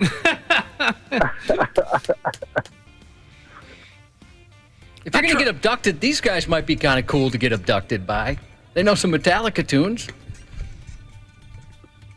Talk about sleeping with one eye open. Yeah, no kidding, man. Yeah, no kidding. Drive faster. Oh, it sounds wonderful. I'm not trying to be a buzzkill or anything, but I knew somebody who lived in Virginia for a while, and they hated it there. Yeah. They said it was just always wet and hot and just, you'd never stop sweating and it smelled. We left Cleveland yesterday. It was so smoky from the Canadian wildfires that it looked like just incredible haze over the city. And it was a little bit better when we got to Columbus. So we're hoping that the weather will turn, because we have not had, to be honest with you, since we started, the weather's been a little iffy in all the places we've been, so we're hoping the weather turns a little bit. Well, we can relate. Back here at home, we're sucking down a lot of secondhand Canadian smoke around here too. Yeah. Been hazy and like that all summer long. Well, you heard how pissed Rocco is, Randy. I don't. You know what? I'm surprised it's taken him this long to vent publicly about what's going on with his team, because they just aren't showing any life offensively. Not at the plate. Again, their pitching staff is doing. Their starting pitching staff is doing a great job keeping them in games. Enough to win ball games. They're doing enough to put their club in position to win. Absolutely. I thought I saw a stat last night where the Twins lead the major leagues, and it's not even close, in losses. I think they're 0-8 or something like that. They've lost 8 games when they've given up 3 runs or less. Okay. So if you think about it, right, they're playing great, they're pitching well, but they're not scoring any runs. And they're, like last night's a perfect example. They lose 3-0 in a game that, had their offense been working just a little bit against a very marginal pitcher, honestly, in Colby Allard, they should be able to put 3, 4, 5 runs on the board. Yeah, you give up 3 runs or less, you should be winning the majority of those ball games. That's a quality start for a starter. 6 innings, 3 earned runs or less. So theoretically, you should be very much in the ball games for those kind of games that you get from your starting pitching. But so you mentioned yesterday's starter. Have been so bad. Oh yeah, the offense has been whiffing. Like, what did they strike out 14 more times yesterday? Yeah. Right? Yeah. And you mentioned the starter for Atlanta, this Colby something or another. He and 4 other pitchers combined to shut out the Twins. I saw a swing last night by Buxton on Twitter. I had to watch it like 5 times to see if it wasn't like fake. I mean, he swung at a pitch that was so far high and outside the strike zone. I don't know if I've ever seen a Major League player swing at something so bad. So it's just that kind of stuff is, as we've talked about before, it's contagious. If you know, it can be contagious the other way too. If you're swinging well and players have a hot bat, sometimes that whole lineup can take off. But right now, this lineup is just not doing anything. Is this maybe how does a grown person say this? Is this maybe a positive sign, Randy Shaver? I remember another time they were swept by the Atlanta Braves on the road, the 1991 World Series. Oh, my God. I'm taking it as a sign. Is that going too far, Josh? That there was another time they were swept on the road. I like your enthusiasm. The 1991. The Twins are going to win. Pena's in a jam. I wish that was the case, but no. The Twins are going to win the World Series. It's a 10-inning, 1-0 victory. What else is going on around here? Oh, what a douchebag. Last night, Domingo Germán threw a perfect game for the Yankees against the Athletics. What a douche. What a douche. To third. Donaldson has it. There it is. Perfection for Domingo Germán. Domingo Germán has thrown the 24th perfect game in baseball history. It was a douchey thing to do. Does it really count to throw a perfect game when it's against this year's Oakland Athletics? That's what a lot of people are saying. Randy, does it count?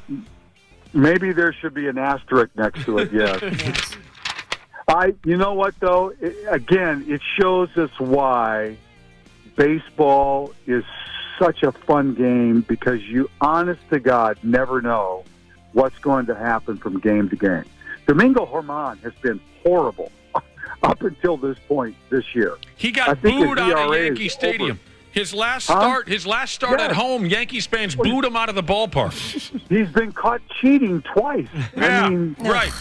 I mean, it just goes to show you how crazy this game can be. And, you know, Oakland, in all honesty, for like the last couple of weeks, has played better baseball, has been winning games. But I mean, they're barely above a AAA roster. There's just no doubt about it. Yeah, if you saw, somebody put up the collective batting averages of Oakland's starting lineup yesterday. Now, as a Twins fan, I'm not laughing at some of these batting. But it was, 190, 203, 215. Zach. That's the Twins lineup. Right, it is.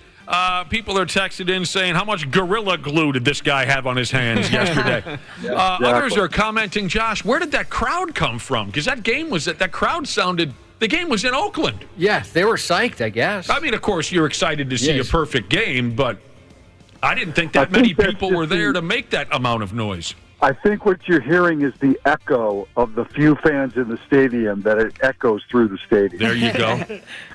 What else are people saying about this Germán? They're not exactly excited for the guy.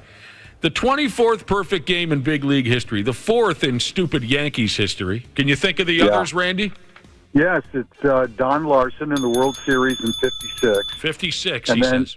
And then David Wells beat the Twins on a night where he was completely hungover. Right. And then David Cohn beat the Expos the next year, actually.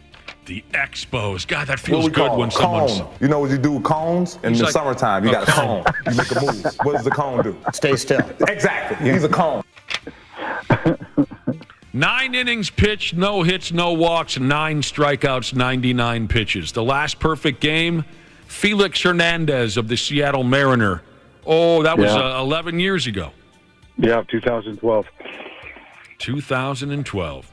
Impressive. I mean, again, it's Oakland, and maybe there should be somewhat of an asterisk next to it, but it's still, these are Major League Baseball players. And, like I said before, Herman's been awful leading up to this point. So, yeah. A couple of text messages have come in on your ball and chain All-American road trip that you're taking with the old lady. You want to field a couple of questions, Randy? Sure. You mentioned Gatlinburg, Tennessee. Yes. Will you be going, one listener wants to know, to the Dukes of Hazzard Museum in Gatlinburg, Tennessee? Well, here's the thing. I've never been there before, and we are going to stay there a night. So I've heard it's pretty cheesy, the whole experience in Gatlinburg. But we're going to look around. So, yeah, there's a possibility I might make it there. Sure. That'd be awesome. Did you even know anybody that there was a damn Dukes of Hazzard Museum? I had no idea. Clue. No. That's really cool. What possibly other than the car and her shorts in the museum? True. Good point. Was it Barbara Bach? Was that who it was? Catherine Bach. Catherine Bach. Yeah. Maybe they have like the sign that Roscoe P. Coltrane would hide behind. You know when he was going to bust those Duke boys? That dude. Or a bridge that's not fully built. Right. Maybe Boss Hogg's suit. Yeah, or what was the dog's name? Flash. Yeah, Flash. That was Roscoe's. A cigar. You could have a cigar there. Tom Wopat once bought me a Miller Lite.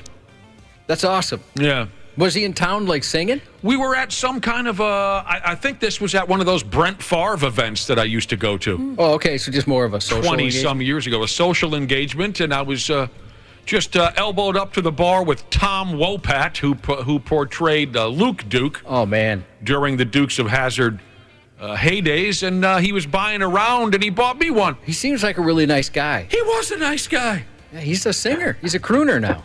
Yeah. He sings country, both kinds of music, country and Western, I think. Well, the Dukes of Hazzard Museum. The dude who played Roscoe, who was a very experienced actor far before Dukes of Hazzard came around. I can't think of his name. I believe he's dead now, but I've been wrong about that many times before. That dude was one talented comedic actor. James Best. James Best? Yep. His physical comedy was spot on. Is he around? Is he dead? Well, you know what else they should have there? I was trying to think. He's what else? dead. Is he? The way you said it made it sound like he just died.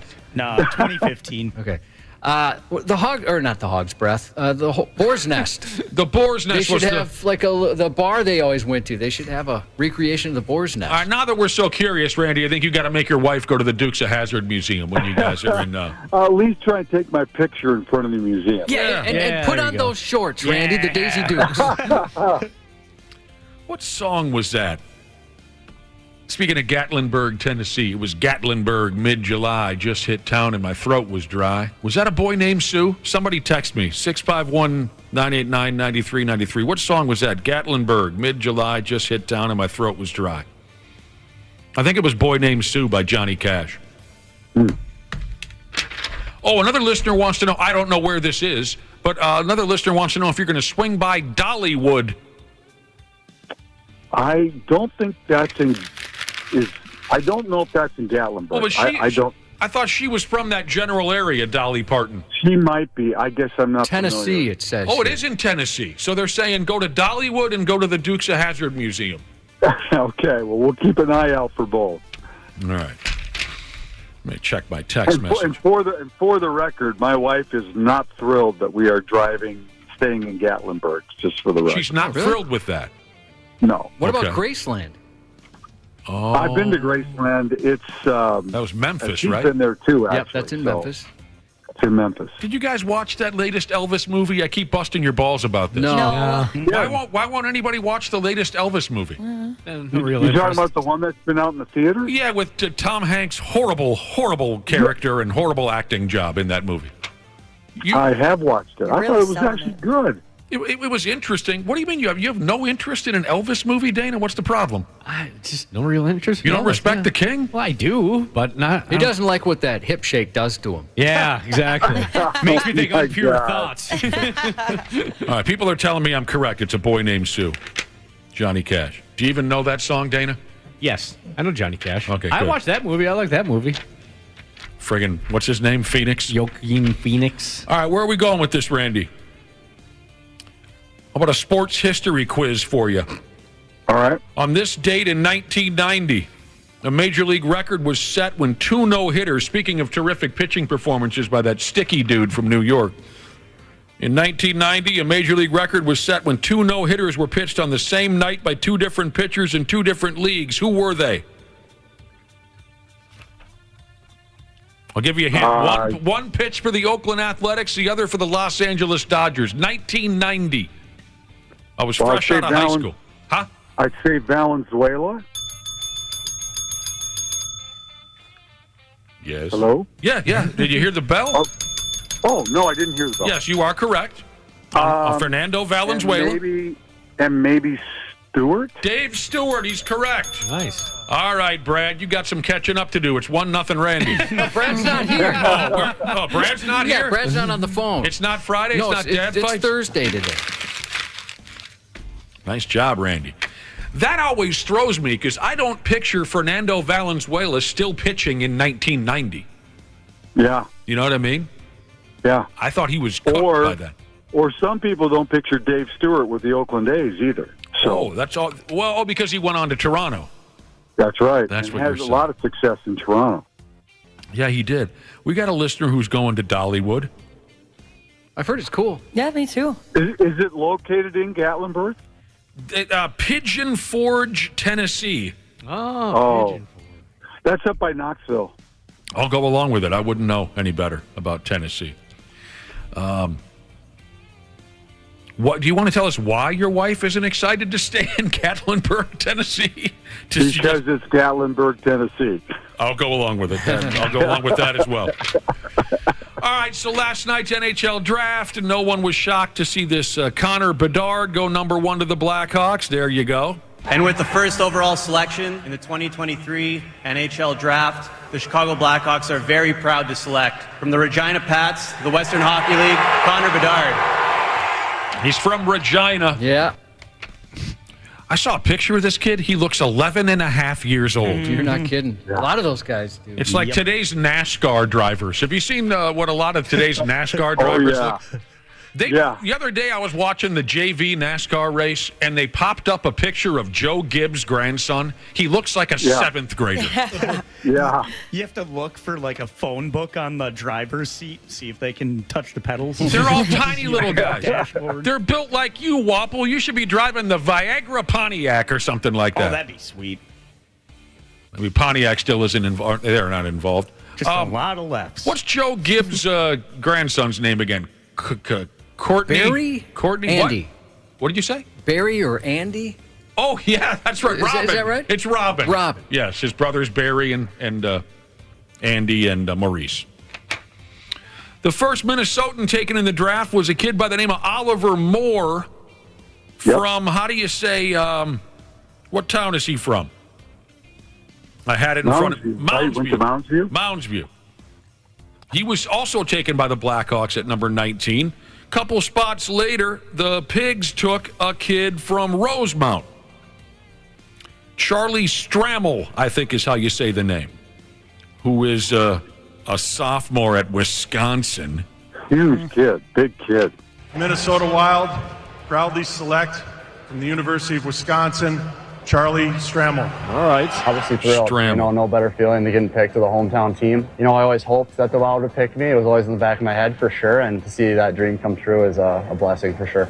Ty Gibbs is the name of Joe Gibbs' grandson who drives race cars. There's Charlie Strammel, Randy, from Rosemount. Yeah, I guess I read about him a little bit this morning. I saw quite a bit of stuff last night on Twitter where people were saying this was a reach by the Wild. Oh, I don't know enough about the kid to, have an opinion on it either way. I guess you're just gonna have to trust Bill Guerin that he's got a plan, and this is the kid that they want, and that kind of thing. But I did see a lot of people under stress that they took this kid at number 21. So We kind of heard the announcer go, really, or something like that. I forget exactly what he said. Did he? I missed that. Did you hear that? Minnesota Wild proudly select from the University of Wisconsin, Charlie Stramel. All right. Obviously thrilled. Yeah, all right. All right. Okay. Whoever that is, the I guy guess says. they have the right to do that. Well, I know nothing. Yeah, they have every right in the world to go ahead and. It is technically their choice. I've never heard of this kid, but that's no offense to him. I don't know any of these young kids coming into the NHL draft. He's from Rosemount, which is that's concerning, isn't it? Yeah, it is. Yeah, a little bit. It's concerning to have him from Rosemount. coming from Egan, guys. Yeah. Right. But with A little too close for my liking. What I noticed right away was, okay, he was a freshman at Wisconsin last year, and let me see his point totals from last year. Not very good. 33 games, he had 5 goals, 7 assists. That's 12 points. But it's all about the potential. You know how it is in every draft. It's about for some kids, it's a sure thing. Okay, this kid's going to be. Right. For a lot of them, it's all based on potential. And what's his nuts over there? Slimmy Bill Guerin? Bill Guerin. He likes the potential. I love when in drafts when they refer to upside as tremendous upside. He has tremendous upside. Oh, sure. Tremendous upside. Now, this was a great bit. Did everyone see this bit with the Blackhawks general manager? Yeah. That poor podcaster. Randy. So they're doing the draft in Nashville, and some podcast dorks are walking around the sidewalk with a mic in hand and pulling people aside and just, how much do you really know about hockey? Can you name me 20 hockey players? Just kind of messing. Sure. They had no idea. Here comes this little sawed-off dude with a backwards hat, young-looking guy. They pull him aside. They had no idea this is a guy by the name of Kyle Davidson, who is the general manager of the Blackhawks. And this Davidson guy, he must be a very clever guy because he knew immediately they had no idea who he was. Yeah. Played it very cool and answered all of their questions honestly. If there's such a thing in the world, I've got a new favorite GM in the NHL because this video and audio is so much fun. Specifically, the question where the guy says, do you think the NHL rigged it so the Blackhawks would have the number 1 pick? He says, no, I do not. Are you confident? That's when he looks into the camera. For everybody who knows him, he looks into the camera, and there's a certain look on his face when he says, I'm very confident. That's awesome. That's hilarious. Nice work on his part. The podcast dorks later jumped on Twitter or something and said we had no idea who he was. And they were able to make... Remember a couple years ago? Oh, damn. He plays for Utah Jazz. He's a terrific off-the-bench kind of a guy for the Utah Jazz, Randy Shaver. Okay. You don't know who I'm talking about? Great sixth man type player. Someone look up the Jazz. Jordan Clarkson. Thank you. Well done. Some news reporter goes to do a live shot outside of Utah's arena.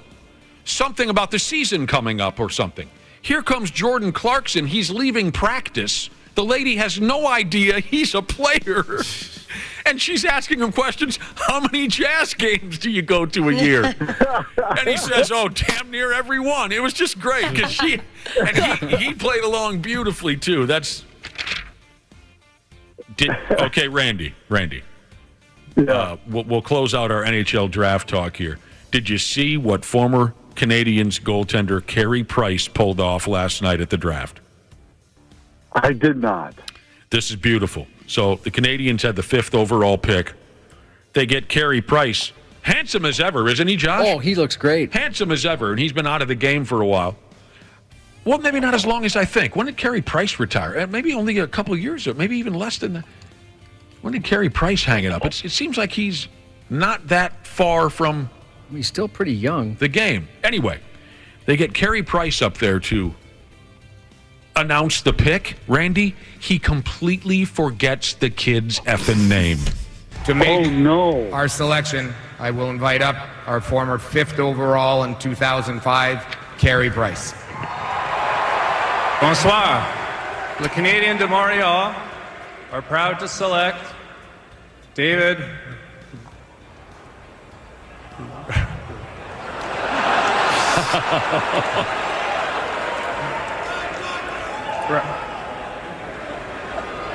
We planned it that way. David Reinbacher. No, Reinbacher. Some other Canadians boss had to jump in and make the announcement for Carey Price. He couldn't remember the kid's name. Did he say Redenbacher? Reinbacher. Oh. Not a descendant of Orville. Redenbacher? Right, no. That'd be great. They already have a sponsorship in the stadium. All the popcorn sponsored by Orville. That is the coolest thing that has ever happened at a draft in any sport. You stop televising these drafts, because finally we had a marquee moment. That was beautiful. There you go. So it doesn't look like he is retired. Last year he had a knee injury. Oh. And then he's pretty much done, but it looks like he wants to play one more game for the Canadiens. Well, that would be cool for the Canadiens. Yep. That would be very cool. I thought there was something cooking there with Carey Price. David.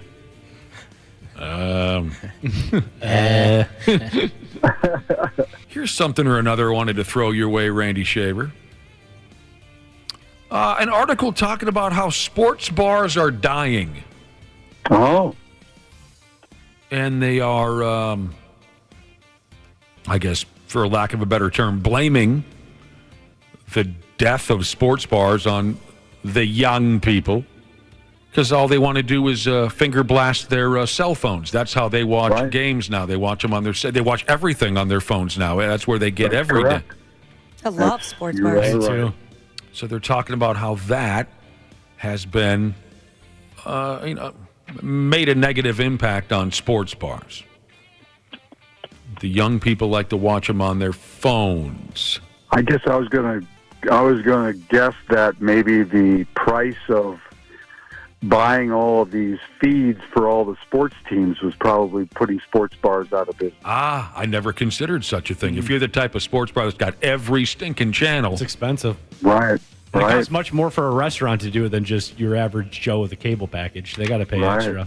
So, how many of you still hit a sports bar when there's a big game? Oh, all the time. Yeah, definitely. Really? Okay. Mm-hmm. I'll tell you why I don't as often as I used to, and that's because of DWIs. True. That's the first thing that comes to my mind. It's so much easier to get a DWI nowadays that I sometimes choose to, I know I'm going to fly through a couple of Steve Weisers. I'll just stay home. It's so easy to get a Lyft or an Uber. Well, yeah, but sometimes I don't want to deal with that. I don't even want to deal with that wobble. Know what I'm saying? Yeah, then get on your e-scooter. You can get a D-dub on one of those, though. Yeah, We've you learned can. that. Yeah, but I'll take chances on my e-scooter. I've been riding that thing like a 15-year-old. How's that bike working out that you got at our event? It's beautiful, Randy. It's beautiful. Yeah, good. It's been Good. working out great. We were highest bidder at Randy's event for another Harley. Some of you call it an electric bicycle or an e-bicycle. I call it a Harley Davidson because they're basically the same thing. It's great, Randy. It's great. But I also got that new electronic scooter. I go everywhere. Yeah. You got 2 e-bikes, electronic scooter. What's next? I don't know. What else is there? You could get how about an electric go-kart? Oh, that would be great. That'd be great. What are you laughing at, Randy? Why don't you set up a track in your backyard? That'd be even better. Oh, that is an awesome idea. Might as well. You should see my lawn. Then I can practice on my NASCAR game. Might as well be a dirt track in my backyard. And I'll probably get a text on that. A dirt track in my backyard. Yeah. If I got an electric scooter, I'd be drifting Randy. Drafting? How do you say it? What, drifting or drafting? I'd be drafting Randy all the way to Gatlinburg. Now, speaking of beer drinking and this and that, we all know that beer and food prices at ball games can be absolutely ridiculous. Folks are going after NASCAR. They got a race this weekend in Chicago. And someone on the godless internet, they put up a picture of a banner advertising, what kind of beers they have for sale and how much. They're advertising a 6-pack of Busch Light at this NASCAR race in Chicago will cost you $63. Holy cow. Wow. Well, I was talking to one of our friends here in Columbus. We were talking about the F1 race that's happening in Las Vegas this summer. You're talking Formula. Exactly. What and movie, the price Ricky of Bobby? the tickets, like the lowest price for a ticket right now is $3,000. Are you doming me? Wow. No. There I is am no not. friggin' way. He is not. No, he's Yeah. not. Yeah. I was hoping he would be. He was not. F1's become incredibly popular thanks to that Netflix series. Whatever it's happened? excellent. Why doesn't anyone call it Formula One anymore? I don't know. Maybe because of the Netflix series? I think that's the first time I've ever said it out loud. F1. I don't talk about Formula One too much. Not a hot topic. $63 for a 6-pack. I mean, that's Just no, not happening. well, but it's not terribly shocking. What if I bought 6 beers at a Twins game? I can't do the arithmetic. That's $10 a beer. Oh, it's That's- more than that's that. about It's the 12 or same price. 13. Someone do the Yeah. arithmetic. Yeah, You're but aren't you probably getting saving more? money. Am I getting more? Yeah, or I mean, because cans are 12 ounces, right? Or are they 16? The ones at the ball games for the Twins are 16. I don't know if that's the case here for this NASCAR race. Yeah, I think that matters. 13 times 6 is 78. Ah! $78. There you go. Yeah, it's really expensive to go to games. Things are tough all over if you want to drink at the ball game. That's why pre-gaming exists. Back to the prices for all the fees you got to pay to watch sports these days. I remember right after college, back before soccer was all over TV, you had to get Fox Soccer Channel, which was a premium channel. And I said, I'm going to be financially responsible. I'm not going to pay for it. I'll catch games at Buddy's when I can. First game of the season after I neglected to pay for it, I went to Brits, ended up spending about 3 years worth of Fox Soccer Channel on a bar tab. That's how it happens. Maybe that wasn't the smartest idea I ever had. A lot of folks are texting in saying, "Hey, that $63 for a 6-pack is cheaper than a Pigs game, cheaper than a Twins game, cheaper than a Vikings game." But it's just I guess it's different spending it all at once versus like over the span of 3 hours. Right. All right, now a couple days ago, I think we talked about this. There might eventually be some kind of a mixed martial arts fight between Mark Zuckerberg and Elon Musk. Right. Now, I wouldn't know either of these guys if they were banging me. He never asks. It's weird. He'll have sex with people, doesn't want to know their name. I can tell you this, though. According to a new poll, most Americans think that Musk will win. Well, he's bigger. I don't understand what's in front of me here.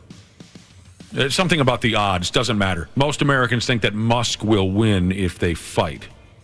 Sure. All right, you guys are all in agreement with that? Well, I don't know. I mean, so Musk is bigger. Zuckerberg, I think, has been training longer. Elon's dad recently talked about it and said he doesn't want his son to be involved because, like you said, most people think Musk has the advantage, a size difference. But he said he's going to look like a bully if he wins, and he's going to look like a wimp if he loses. He said it's a no-win situation for Musk. Gosh, I hate them. You hate both of these men? So annoying. How do you know them? It's just the way that, I mean, Elon Musk, the way he acts on Twitter, that's enough I need to know about him. Oh, freaking social media. We just turn it off. Nick does want It's to take their your social fault. media privileges away, both you and Dana. I'm sorry I hollered at you, Ashley. It's okay. Anyone watch the show First Take? What channel is that on? Is that ESPN? ESPN. No. Isn't that, what's his name? Who's that? Stephen A. Okay. Oh, yeah, I mean, I don't know. I know Stephen A. Smith. I just don't know the names of the shows he's on. They recently had a married couple on. Seth Rollins and Becky Lynch. Aren't they married, Wapple? Yes, they are. WWE superstar Seth Rollins. They got a baby. They do not. Yes, they do. How the hell did that happen? I think you had some ideas. When a man and a woman really love each other. You know those two guys you were talking about where you don't know their name? Yeah, Zuckerberg and Lance. The other one. Becky Lynch and Seth Rollins were on this First Take program, and they were asked, they're wrestlers, who are the biggest heels in all of American professional sports? Randy, are you okay? You just won at the claw game. Yeah, did you just... Who are the biggest heels in all of American professional sports? So Seth and Becky, they named know-it-all gas bag Karen Rogers as the biggest heel in all of American sports. We need villains, we need bad guys, and the sports world is filled with them. We're going all the way to number one, a man we referenced earlier on today. A little personal for me. This is Aaron Rodgers. We want to talk about punchable faces. This guy has got the most punchable face in all of the NFL, and he knows it too. He's cocky, he's got swag, tells the Bears he owns you. I think there was some profanity involved there. We won't go there with that, but he goes on the McAfee show. He says whatever he wants. He's got all of his opinions. I wish I was a defensive end. I wish I was coming around the edge. I wish I was getting his blind side. I wish I would rip him apart. Wow. All right. No, I mean, Rollins is great at what he does. Yeah. He really is. Is he in the AEW now, or what's he doing? No, he's WWE. Yeah. Oh, is he? Oh, Yeah. I'm kind of surprised. Yeah, he's a champion. I can't remember what belt he's got. There's so many. He's terrific. I haven't watched that program in a long time, but he's terrific. I thought he legitimately hated the WWE, or is that just a really good bit? Well, maybe, are you thinking of CM Punk? I am thinking of CM Punk. Okay, fair enough. He knew. But That was cool. now CM Punk does hate the WWE. Yes. All right. Yeah. Nailed it. He's the world heavyweight champion. Seth Rollins is the world heavyweight champion. So, in addition to Karen, here's who else Rollins and Lynch named as the biggest heels in all of professional. Players you love to hate. Yeah. Basically what they're saying here. Number 4. Oh, pardon me. I'll go from 2 down to 5. I got the top 5 for you. UFC fighter Sean O'Malley at number 2. I'm not familiar. Never heard of him. No. LeBron James, number 3. I think Becky Lynch wanted to show everyone how Irish she is because she named Irish professional boxer Katie Taylor at number 4. I don't... And at number 5, they went with that friggin' prick Bill Belichick. But this is, I love, that's a fun conversation. Who are some of the all-time players that you love to hate? Some that came to mind for me when I first read this, Tim Tebow. Alex Rodriguez. Sure. That prick Michael Jordan. Michael Vick. I would say Christian Laettner may fall in that group. Absolutely. Absolutely. I would say that Kurt Schilling maybe falls into that group. Dude. Certainly more so now as a retired baseball player than maybe when he played. Brent. Right? Brent. Yeah. Yes, sure. I would say maybe Pete Rose a little bit. Oh, that's a good one. I would say Pete Rose a little bit. Roger Clemens. Roger Clemens? Really? I don't, Roger Clemens, I kind of put him in the same group as Barry Bonds in that they... Oh, I see. I was focusing more when they were playing. Yeah. Yeah. Roger and Barry Bonds and Rafael Palmeiro. What's the redheaded guy's name again? Mark McGuire. Yeah. What about Bobby Knight? Oh, no doubt. Oh, absolutely. That's a great one. That is a great one. I can't stand the guy. What about Brad Marchand? Brad Marchand with the nose that plays for Boston? Yeah. Yeah, I guess. Yeah. The lunatic. You know who else I saw mentioned in discussions on, players that you love to hate? Chris Humphries. Signed to the grocery store recently. Yeah. I mean, give the guy a break, for God's sake. I would say A.J. Brzezinski. Yeah, sure. Yeah. Here locally, people would say that. He liked that role. Oh, There's just an article on that. Speaking of locally, here's one that happened quickly and for ridiculous reasons, just a couple of months ago here local. Ryan Suter. Oh, yeah. Yes, sure. All of a sudden, we were all supposed to hate his guts because he dumped a couple of standard everyday cross checks into our star players' kidneys. That was fun. Trash Trucker Jesus recommends Conor McGregor. Oh, hell yeah. Yeah. Sure. Hell yeah. Kurt Busch. Kurt Busch, the other one, Kyle, Joey Logano, if you want to talk NASCAR, Sid Crosby, Carlos Correa. He still gets a lot of hell. And name any of those other Astros: Bregman, Altuve, the Durantula. And you can even go way back, Muhammad Ali. People hated him? Oh, yeah. Oh, I didn't know that. Reggie Jackson. Sure. Reggie Jackson, I thought was a good one. How about this? Yeah. Anyone who ever played for the Dallas Cowboys ever? Jose Canseco. Yes. Yep. Players that you love to hate. All right, Randy. You are jumping in the car and heading for the Blue Ridge Parkway. Yes, sir. Be careful. So tomorrow morning, I'll be speaking to you from Roanoke, Virginia. All right. Awesome. Beautiful. That's great. Used to summer there. And then I can outline the rest of the trip, because that's only the first week. We're gone until July, 9th or something like that. Okay, well, tomorrow you can, because tomorrow's our final. Yep. We're taking time off for Independence Day. You can fill us in on all the rest of your trip plans tomorrow. Sounds good. Thanks, Randy. See ya. We'll be right back on the Half-Assed Morning Show. Half-Assed Morning Show. 69.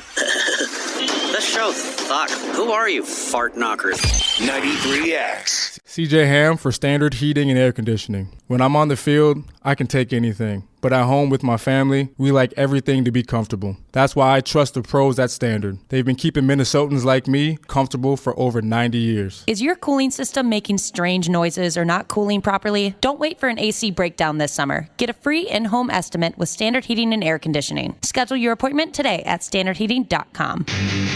The 93X Half-Assed Morning Show. Here we are. Here we go. We're back live and all that on the Half-Assed Morning Show with a guest in studio. Some of you might recognize her if she was naked on your cell phone. It's our porn star pal, Jordan Maxx. Hi, Jordan. Hi, good morning. What's going on?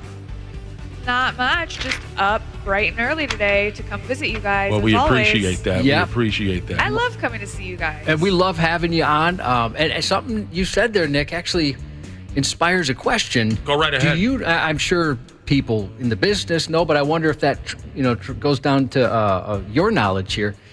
Do you, Jordan, know how many people watch you on different devices? Like, do they say, most people watch on cell phones, so we have to film this way, or? That's a good question. I don't really know. I mean, I know, I'm sure, the producers or the website guys would know that information. Yeah, I would think so. I just didn't know definitely. if so they don't say we got to film this way, or let's do this. This will look better on a cell phone screen. I mean, we do make teaser content on iPhones and Androids for social media, but all our filming is mostly done on regular old cameras. Do you know, say when you're live on OnlyFans, do you know how many people are watching? Yep, they give you a number. They give you a list of all the viewers. Man, is that sometimes kind of overwhelming? It can be, definitely, but it's fun. Does it pop up? Wapple, Dana. Wapple again. Wapple again. My high school principal. Oh, Jesus Christ. Right. That kind of thing. My therapist. Wait a minute here. Jordan Maxx is in studio with the Half-Assed Morning Show. Jordan, who will be joining us on the Booze Cruise tomorrow night? Yes. Awesome. That's great. Looking forward to it. See, because last year we had everything all set up for you. We had a throne. We had a crown. Oh. We were going to instantly make you the queen of the Booze Cruise. I was cutting roses all day to get those pedals laid out on the dock. Wapple and I ran ourselves through one of those automatic car washes to get us as clean and sparkly as Dana did some crunches. Yeah. It didn't help. Well, we're excited to see you. I'm excited too. I'll make sure my driver doesn't take any wrong turns this time.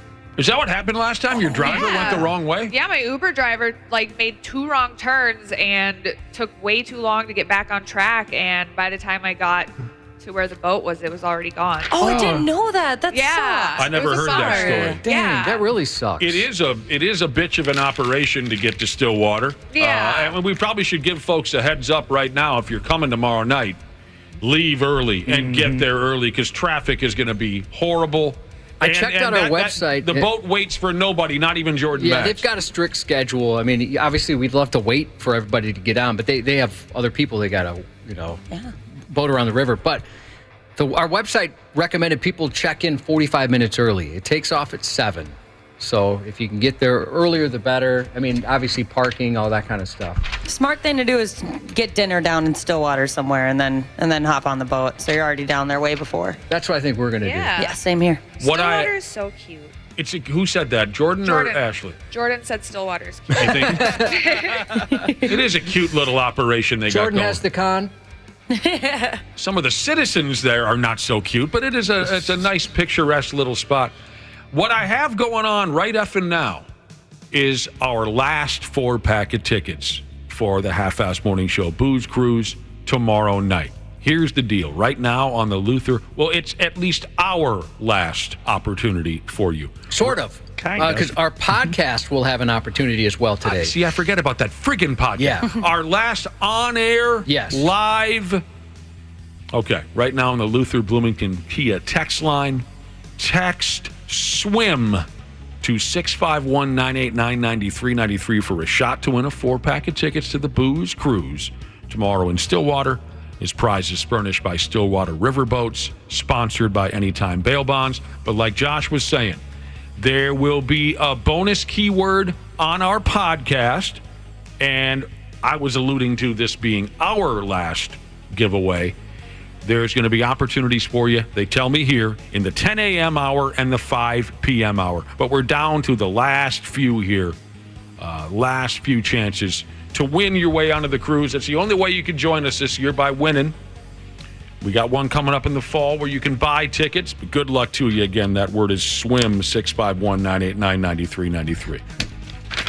That word concerns me, but hey, it's just a text word. That's all it is. That's all it is. All right, Jordan. Found something here that, who better to ask than you? Would you agree that the porn business is much more difficult for dudes to get into the industry? Is it much more difficult for dudes than it is women? Oh, absolutely. Mm-hmm. Yeah, not a question. There's no doubt about it. It can be very difficult for males. Ask Men, is that a website, a magazine? What is it? Yeah, Ask it's a Men? website. Ask Men talk to male porn stars to find out how they got into the business. You want to tell us again how you got into the business, Jordan, for those who haven't heard the story? Yeah, so I was a stripper on and off for 15 years, and then when COVID hit, I took my work online, started an OnlyFans and all of that. Mm-hmm. And a few months into it, an agency reached out to me and said they'd seen my content, thought that I had a lot of potential, and they wanted to sign me. So I went with it. Did you worry it was a scam at first? I was worried it was a Because scam. contacted yeah. through the internet and...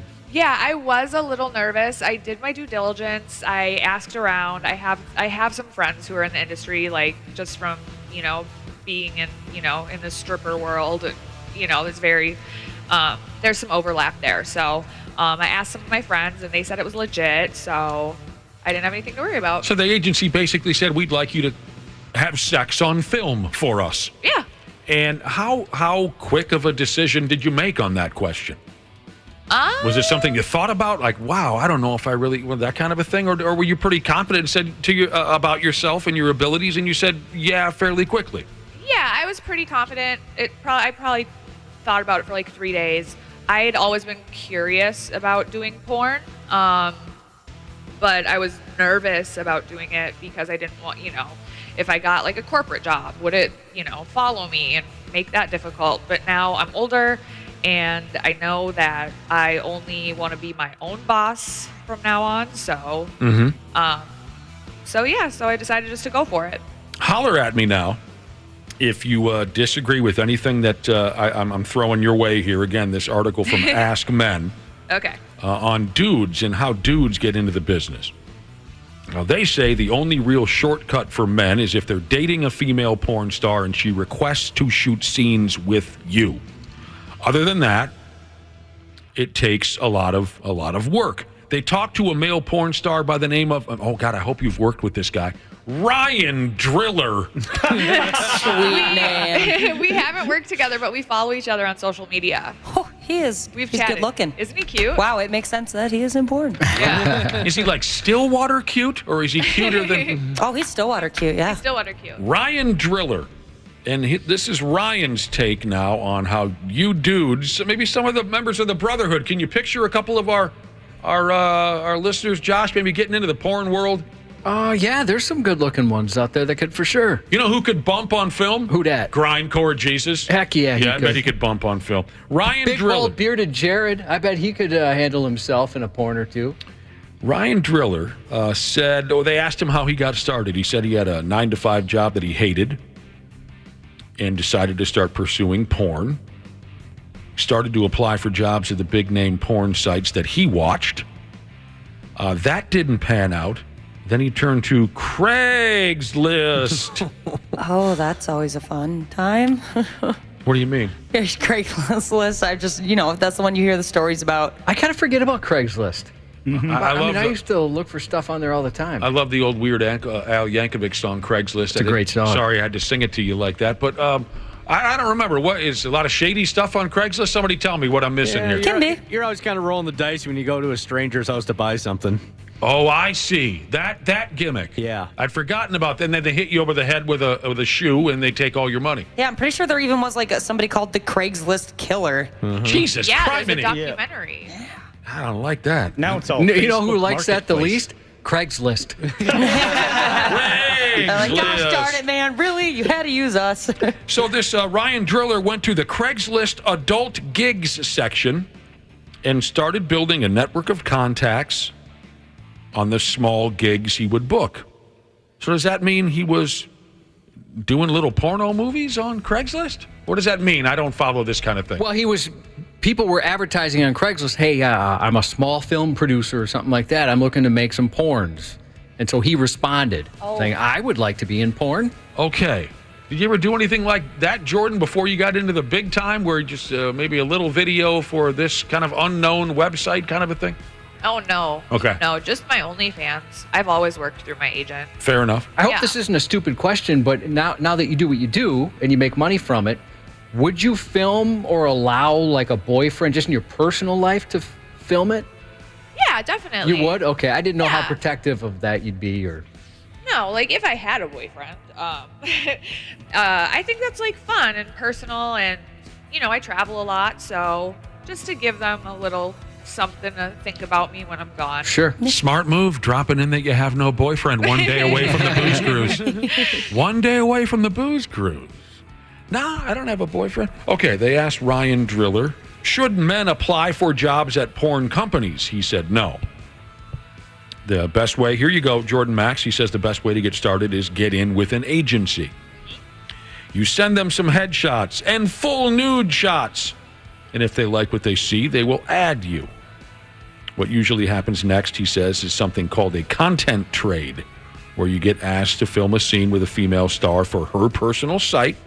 You don't get paid, but it's a good foot in the door and a networking opportunity. All of that sound right to you, Jordan? Yeah, definitely. Absolutely. Especially with how popular the content websites are now. The clip sites, the OnlyFans, the ManyVids, all of that. Mm-hmm. It's interesting how now, it's been this way for a while, but it's pretty well known that if you have a new technology, you're going to be successful if your technology allows porn. When there's competing technologies, like VHS, beta, some of these VR, if they don't allow porn on it, you're probably not going to be nearly as successful as another company that would.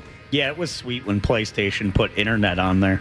Yeah, and I'm sure they had that thought. Yep. Mm-hmm. I'm sure that's something they thought about. Now, this is another interesting portion of this interview with male porn star Ryan Driller. They asked him how he picked a name. And, Jordan, I think I remember how you picked your name, but why don't I let you answer? Oh, how I picked my name? Yes. I'm a sneaker collector. Mhm. I like the Nike brand, so I collect Air Jordans and Air Maxes, and I just kind of smashed them together, and that's my name. Ryan Driller says stage names don't matter as much these days. It used to be a way to have a funny, creative name and also try to hide the fact that you do porn, hide that fact from your friends and family. But these days, if you do porn, people are going to know. They're going to find out. It's just the way the world works these days. Isn't that something, the grand difference between 30 years ago? Oh, yeah, for sure. You really could, if your family and friends were, this is just my guess, if they were fairly straight-laced people that didn't get into porn, you probably could be an actor or actress for 10 years and no one has any effing idea. What do you say, Jordan, if somebody asks what you do? Do you just say, I'm an adult film actress, or what do you say? Yeah, I feel it out. I think about who, like, I ran into my old voice coach. I was a singer in school, and like, she taught me in church, so I was like, oh, I'm not going to tell you what I do. She's a nice church-going lady. Yeah. But for the most part, I'm pretty open and honest and straightforward about it. Like if you were checking out at a Target making small talk and the cashier says, well, what do you do for a living? Would you say, or would you say something else? I'd feel him. I'd consider who I'm talking to. You would? Yeah, I'm not going to tell a teenager what I do, like, that'd be weird. A little 15-year-old behind the counter, yeah. Right. That's a good idea. Yeah, so I feel it out, but for the most part, I'm like, oh, I do entertainment, like, I'm an entertainer. Back to the name, I mean, Ryan Driller. Oh, okay, so would you agree with this? What does he say here? I had a question for you and I lost it. Would you agree that there's no way you could stay anonymous these days? Oh, it would be very extremely difficult. There's so many different ways to watch porn. There are so many more people who are into porn. Yeah. I love that friggin'. Some of the old porn star names are just outstanding. Some of them are great. Yeah, I'm trying to. I just so. This guy was probably like looking around his garage for a name. Driller. No, I think that's pretty sweet. Yeah. Ryan Driller. Half-assed morning show 93X.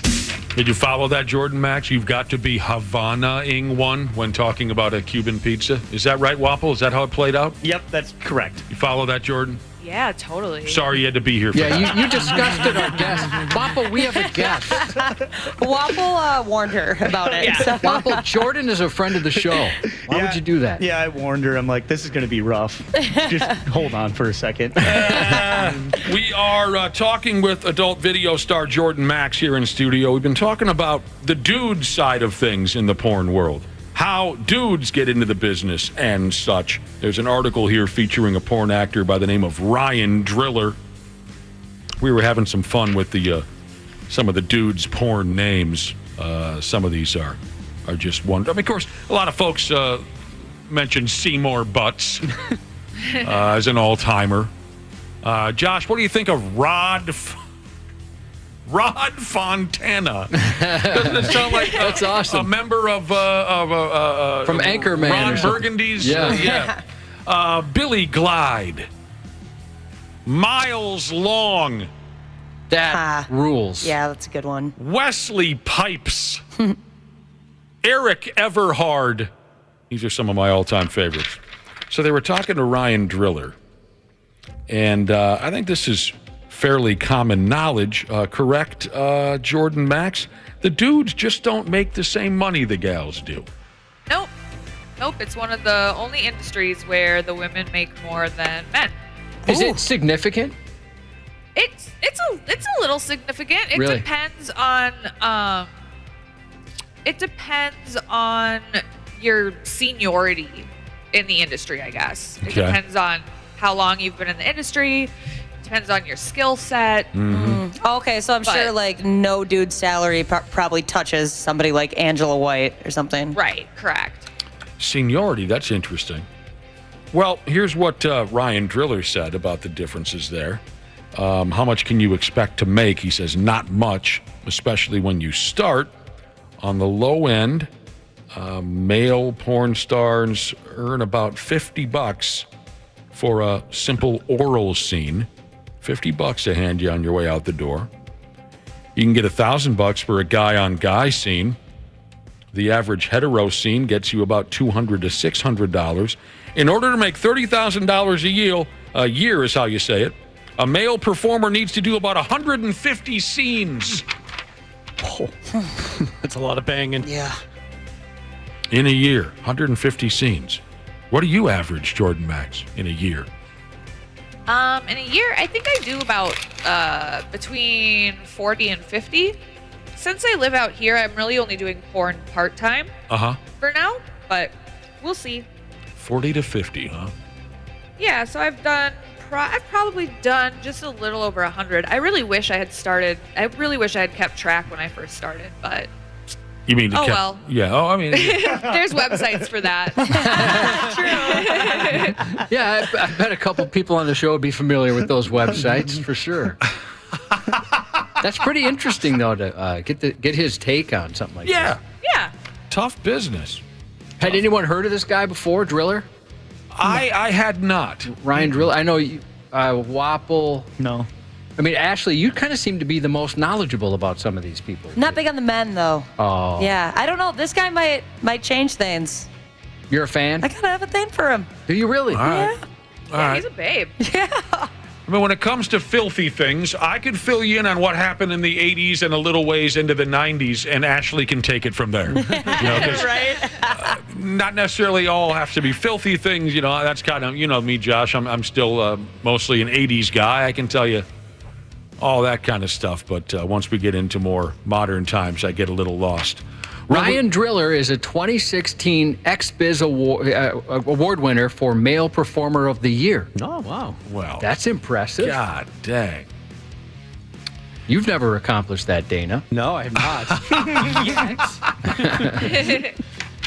Well, we sure are looking forward to seeing you on the boat tomorrow, Jordan Maxx. I'm looking forward to being on the boat. Yeah, and you're bringing a friend. I'll bring a friend, yes. We were talking about this earlier this morning, Jordan. That was the number one question we got was, where's Jordan? I mean, there was no hellos. It was just, where's Jordan? Yeah, Point Jordan out. Where is she? So we haven't seen, normally this is the last we'll see of you for a week or two, but we'll be seeing you tomorrow night. It's going to be a blast. And folks should know, again, one more time, Josh, there is an availability isn't the word. There is an opportunity for more passes on if you listen to our podcast, okay? And around the 10 a.m. hour and the 5 p.m. hour later on today on 93X for Booze Cruise tickets. But after that, that's it. Yeah, and unfortunately, that's all we got. They will be exhausted at that point. So that'll be all she wrote. There might be a couple people that were on the fence about wanting to go, and now that Jordan has confirmed her appearance, they are going to get their text hands ready. I could understand that. I could understand that, surely. I've already got a couple buddies that are like, hey, is there any room to get me on your I can believe it. Thank you, Jordan. We'll see you. See ya. Thank you. You bet. Happy birthday to Mr. Booby Cooler Jesus. Wapple, your buddy, Mr. Booby Cooler Jesus, has a birthday Dude, today. I said don't text. We'll see everyone else tomorrow. The 93X Half-Assed Morning Show. 93. The 93X Half-Assed Morning Show podcast is sponsored by Standard Heating and Air Conditioning. New episodes drop each weekday. If your podcast platform has ratings, go ahead and give us 5 stars and maybe give our enemies 1. Thanks, and here's a word from our sponsor. Don't wait for an AC breakdown this summer. Get a free in-home estimate with Standard Heating and Air Conditioning. Schedule your appointment today at standardheating.com.